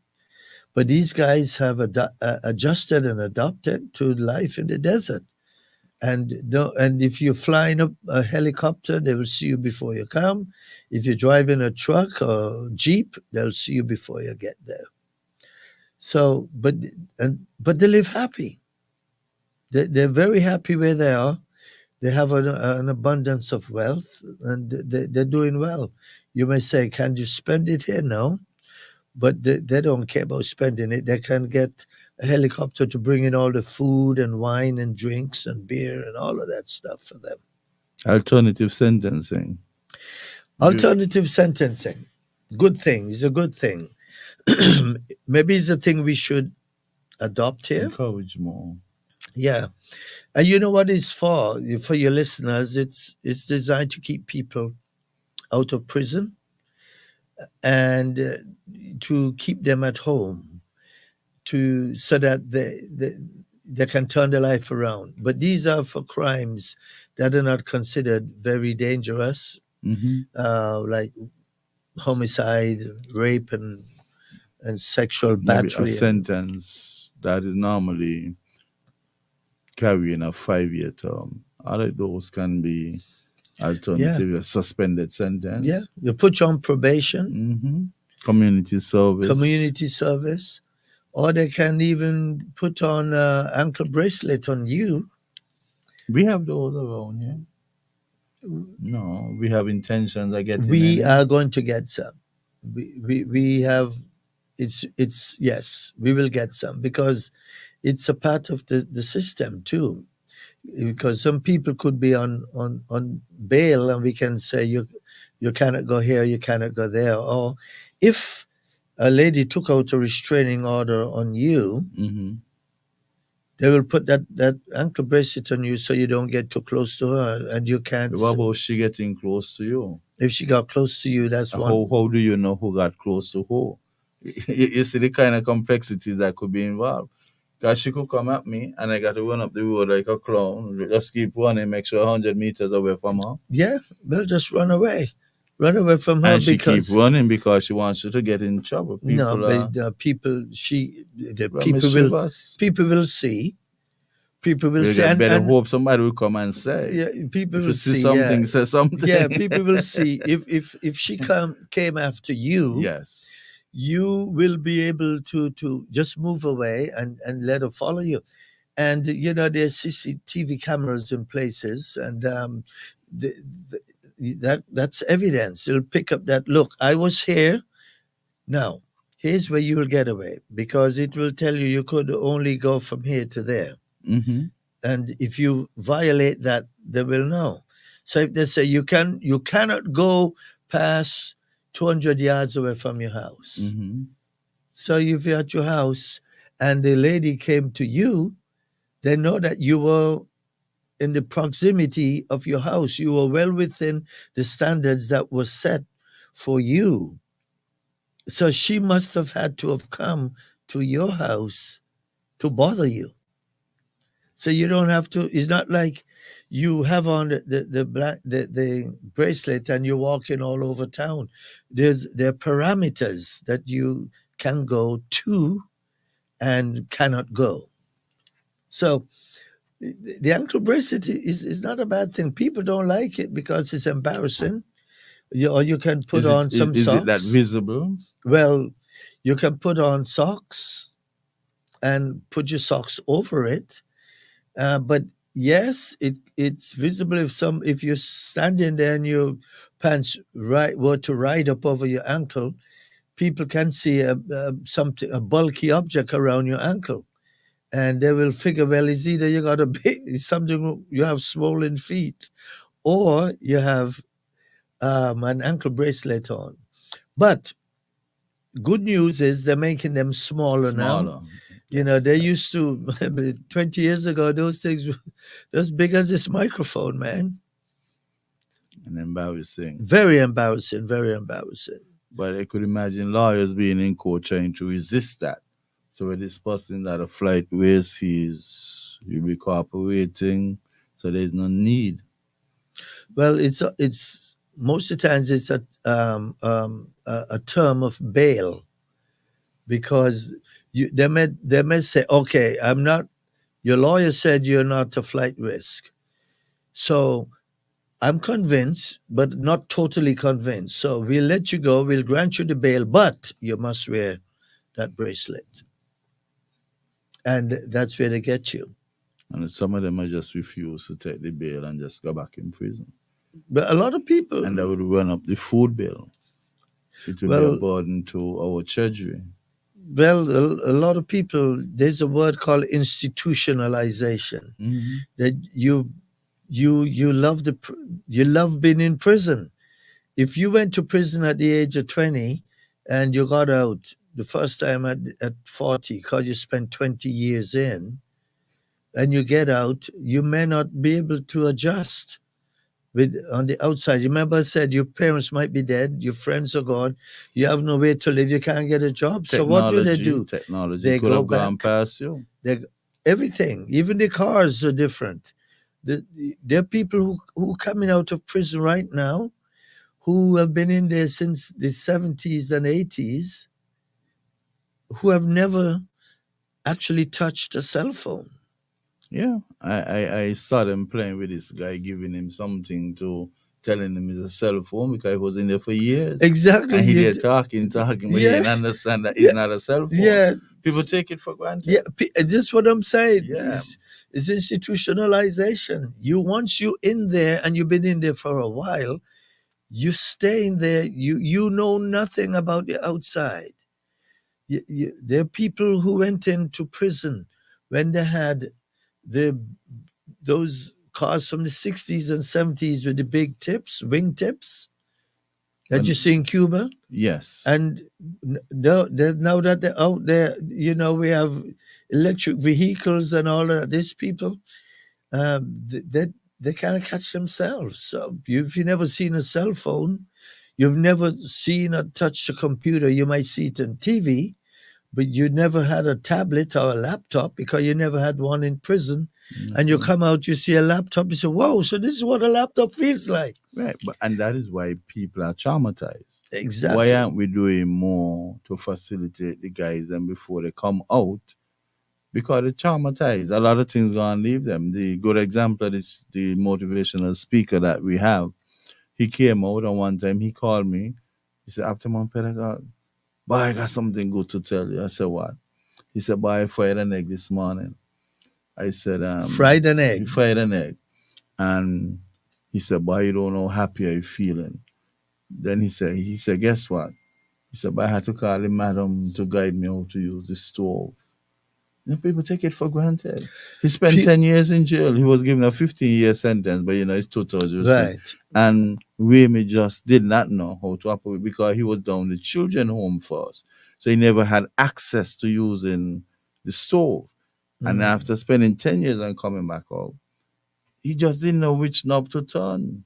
Well, that's a wonderful example of how institutionalization deals with you, how it traumatizes a person who goes into prison. When you come out, you're transformed. You're transformed. Should I use the word transform? Your life has changed because time has gone. Time has So left why you. not the therapy for post-traumatic stress disorder? Why aren't we affording those people therapy? Well, I know that in a lot of prisons, they do offer group therapy and individual therapy. They do that in a lot of prisons, and but a lot of men don't want to get involved in it, especially if you're a long timer. If they know they're in there for 40 years, they're not going to get involved in that. But people would have come out, and why they didn't offer them therapy? This is because a lot of people. You remember earlier you used the word. Is it going to be forced upon them? Do they have a choice? So they can force you into taking therapy or taking these rehab classes or taking academic classes. They cannot force you. They can encourage you. A lot of people don't want to do it. However, a lot of prisons don't put a lot of emphasis on it either. And this is one of the things, like I said, the Virgil Hodge, she's trying to revamp that whole system. Her and the Commissioner Dorset, they're trying to make sure that these prisoners have access to such things. Now, I don't know if you will let a prisoner in the kitchen to cook because there's certain Of course things. they do that. Of course, they bake and they cook. Well, you can't get Been them. happening now for years, maybe 20-something years. Well, you can't have They prisoners have around knives. Yeah, they have knives and they do the cutting, the provision, everything. Well, but the trusted ones. Well, The trusted ones. okay, but that's what I'm saying. I could remember when Bertil was there, Bertil Fox, the great bodybuilder that lived in it. He was a baker. He worked in the kitchen. And he had a knife? Where they work with knives up there, yes, they have access. The pen and the trust that they would have Okay, because I know in prisons in the US, they don't let prisoner have any kind of knife. As a prisoner would they make shanks. They take a toothbrush and they sharpen it and a pencil. They put it from your back to your back, your chest. A pencil could be a shank. A shank, yeah. Yeah, but no, it's good. It's good that because you got to go in a prison. If you go to prison, you might come out to be a baker or an excellent cook. And the food improved while those guys were cooking, because you found that those who they hired, they couldn't care because they see you as garbage, and whatever they give you have to eat. Right. But then the guys took a little more care and concern about their fellow inmates, because the inmates will complain bitterly to them, and they have to eat it too. Yeah, and it saved the government money. Instead Yeah, of having to hire 10 and 15 cooks, you just hire about two, and then you have the rest inmates them doing whatever they have to do. yeah, yeah. I think that is the way they should continue to go because the food is not really that bad. As a matter of fact, it is alleged that a lot of officers eat in there, and they're not Well, supposed to be eating the food. The law said, uh-huh. chapter 19.06 indicated that is the superintendent who's supposed to taste the food on a daily basis, not How other officers. how'd you know that? How'd you know that law It's 19 in there, point? the Prison Act, the Charlie chapter You actually 19.06. remember that? Of course, I know the book, the act inside out. I still have a The, part of the law that says if you're releasing somebody and they don't have any clothes, the superintendent is supposed to provide that person with $10 to buy clothes. no, you're White people supposed to. do that. It's in the law, the right there. And $10 is that's white people law. And our own people have us. They're not even revising the law. $10 can't buy anything. But this is what we were just talking about. If a young man go to prison and after he comes out, what is he going to spend a lot of years, no matter what he did? He went and he did his time, and now it's time for him to come out. You get $10 to What buy does clothes. what can you buy for $10? Right. Well, I mean, So why the law still on the books? so these are things that need to Revamping. be revamped and to move it up to the 21st century. I'm sure whoever wrote that was probably written in 1960 or 1970s or something like that.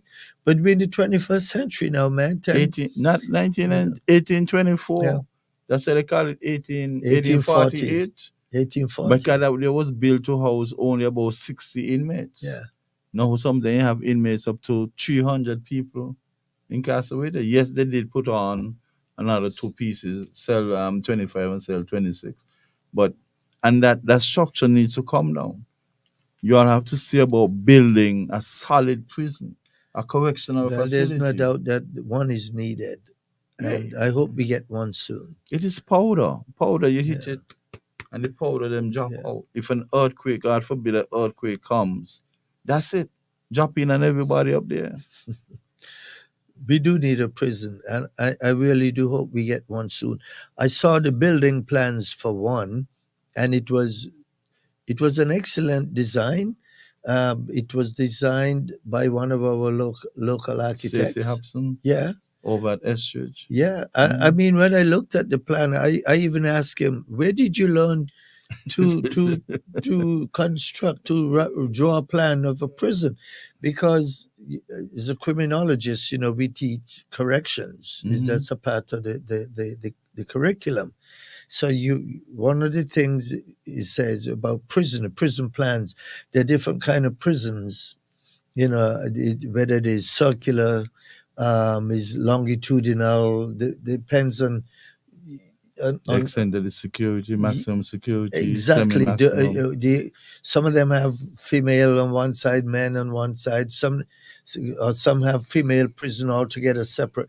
But whatever it is, it was a brilliantly designed prison, and I would like to see that put into Materialize. effect. Yeah, because if he were to do it, I think it will be one of the best prisons in the Caribbean. Because rehabilitation and everything will be factored Yeah. in. Half a house, maybe. Well, I don't know if they had half a house, but I know they had rehabilitation centers in there and classrooms for people going to school where they can do PowerPoint and all of that stuff. Well put together prison. But they need to come a little better because when the females are incarcerated, they cannot mix with the males. And as a result of that, they cannot come to the classes where the males will be attending. Now you don't want to mix them because what they can do though is they have a side that's designed for women, and there's no way the women could get over to the men or the men can get over to the women. They might be able to see them in the yard when they go to the yard, but other than that, they won't be able to. A prison officer who impregnated female inmates. Yes, that has happened. Not in America, Where? Here? It happened here. No, that can't happen. Well, put your ears closer to the ground. No, I don't believe that. That A happened. I prison will. officer here impregnate a female inmate? Yes. No. When did that happen? We'll talk. We'll have a tete-a-tete. Okay. Tete-a-tete. We going past the time. I just want to ask you one more question now. Conjugal rights. If you have husband or wife incarcerated, do you think the system should permit some conjugal meetings of husband and wife? I'm not talking about boyfriend, girlfriend, Conjugal visits. meaning that you carry your You, marital yeah, your wife. obligation to your Yeah. wife. Have sex in the Yes, prison then. I do support it. The conjugal visits started in the 1980s. Mm-hmm.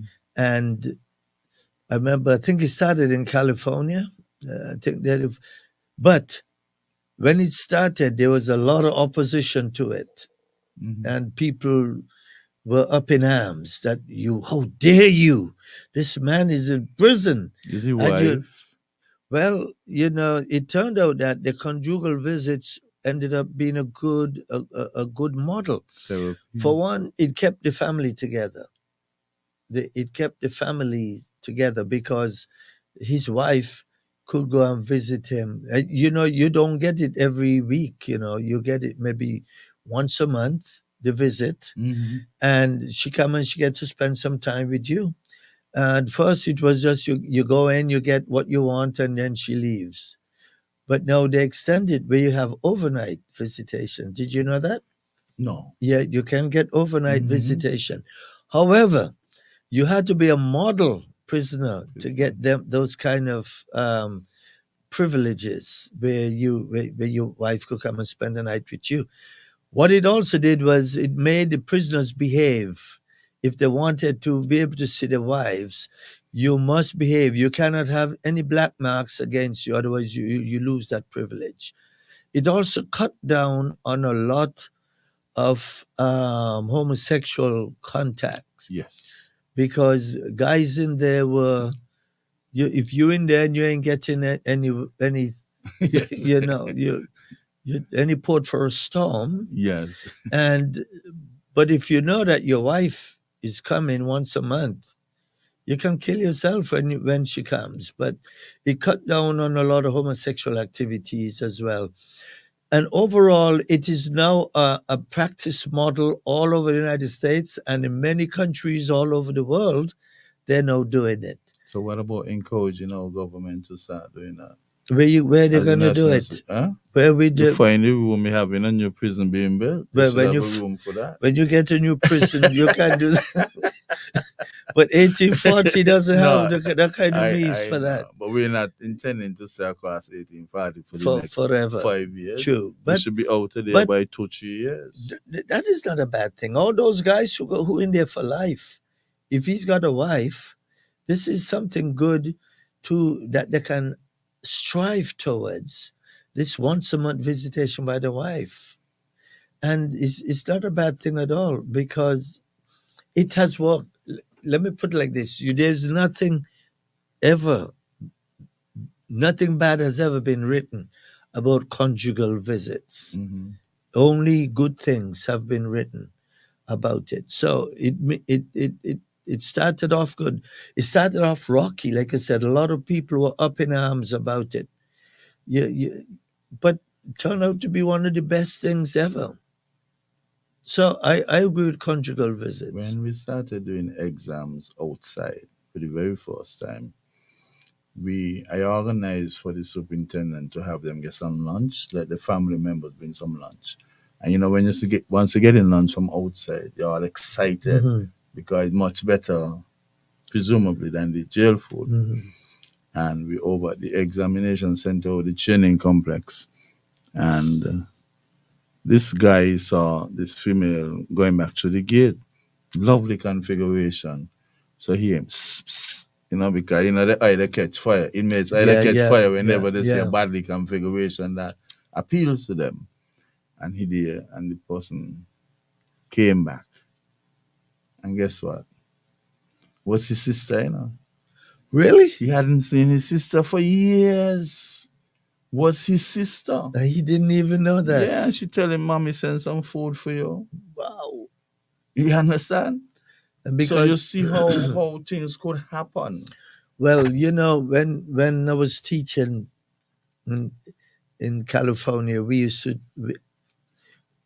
to take a class for a visit to the prison. We took them one to a maximum security, a Mm-hmm. medium security, and a minimum security, Mm-hmm. so they have an idea what it felt like. And to take him to these um, prisons, there were a lot of restrictions. You couldn't wear skirts. You couldn't wear midriff dresses or tops, sleeveless. No. You couldn't wear tight jeans. You couldn't wear perfume. Perfume will attract the scent of a Mm-hmm. woman. And there were things. And man, if you walking down the hallway and these guys are on lockdown, you can hear the cat calls and the whistles and the banging. Is that these guys are crazy? They haven't seen, and these is young, beautiful Mm-hmm. university students in California. So, they got the California swag with them. And the men would literally go crazy. And this is women just with no makeup, no perfume, just looking bare, and they went crazy. So I remember the prison warden would say, "You see, can you imagine if they came here in short skirts and tight jeans and perfume and makeup?" Yeah, but it's the prison life is a life. We had a guy who went to prison, and we we got him out of prison. We got him a job, and he got a girlfriend. And the first time he spent, like, I think he was a, should I say, Mexican? He was a Latino guy. He could have been Mexican, but he spent many, like 30 years in prison. And when he got out and he met this girl, the first time he went to make love to her, it was a vaginal love. Because of what he It's practiced because in this is what I was talking mhm. again about, institutionalization of prisons, what it does to you. He did not go for vaginal sex. He went for the other thing Yeah. because that's all he knew for 30 years. And we had to bring the lady in. I mean, she almost sued. She almost sued the university because we're the one set him up with her. And she Damn it. almost sued the university. We had to explain to her, no, this is what he practiced in there. This is the only thing he knows. Traumatized. Yeah, very traumatized. Well, unfortunately, we have come to the end of our session. We went over a little bit, 10, 15 minutes. I don't know. I Time watched. flies, man. Didn't Yes. realize it was this And that we talked for 2 hours. terminology. Yes, over 2 hours.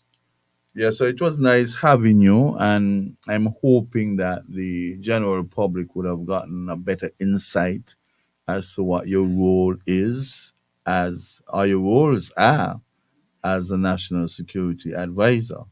Some persons might not have enjoyed the bio because it was lengthy, but it was important for them to know that we have somebody qualified in this position. And sometimes it is important for the general public to feel confident in the persons who are going to execute.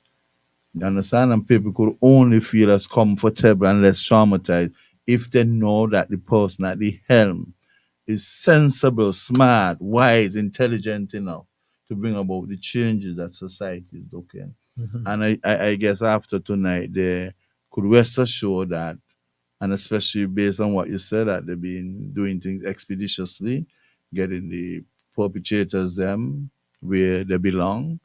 And I think that all goes well for our community and a whole. And I want to wish you well, and you continue to do an excellent job. Hope you get the corporation as a pertinent stakeholders who are supposed to be providing the reinforcement and the letting out the forward mobility with the upward mobility as well. You must not only move forward, but you must move with the upward mobility, and things will get better.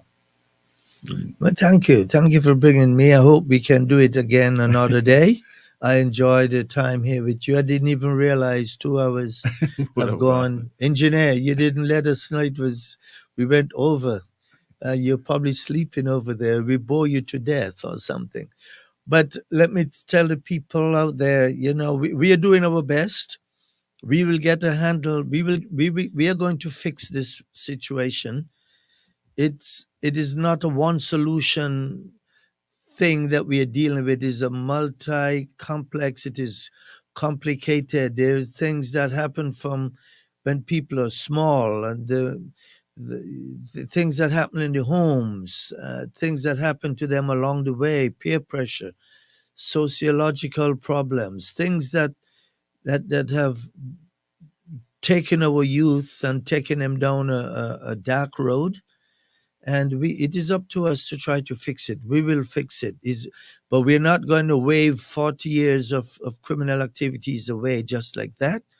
We need your help, and you can help us by simply saying to you, if you see something, say something.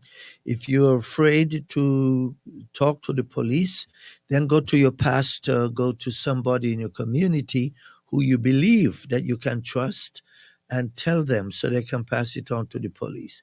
But we cannot do it without you, and we need your help. So I will say adieu, goodbye, good night, and thank you very much. And just let me reiterate that fighting crime is not a snapshot, it is a work in Progress. Thank you. The opinions and statements made by the host and participants in this program are not those of the owners, advertisers, and management company of Sugar City FM 90.3, nor are such statements necessarily supported or endorsed by the owners, managers, or advertisers of this station. While we encourage all to share their opinions, we do not support any comments that may slander, discriminate, or otherwise offend anyone, and we insist that you refrain from any such statements. Fellow citizens, near and far, join Newrish Nital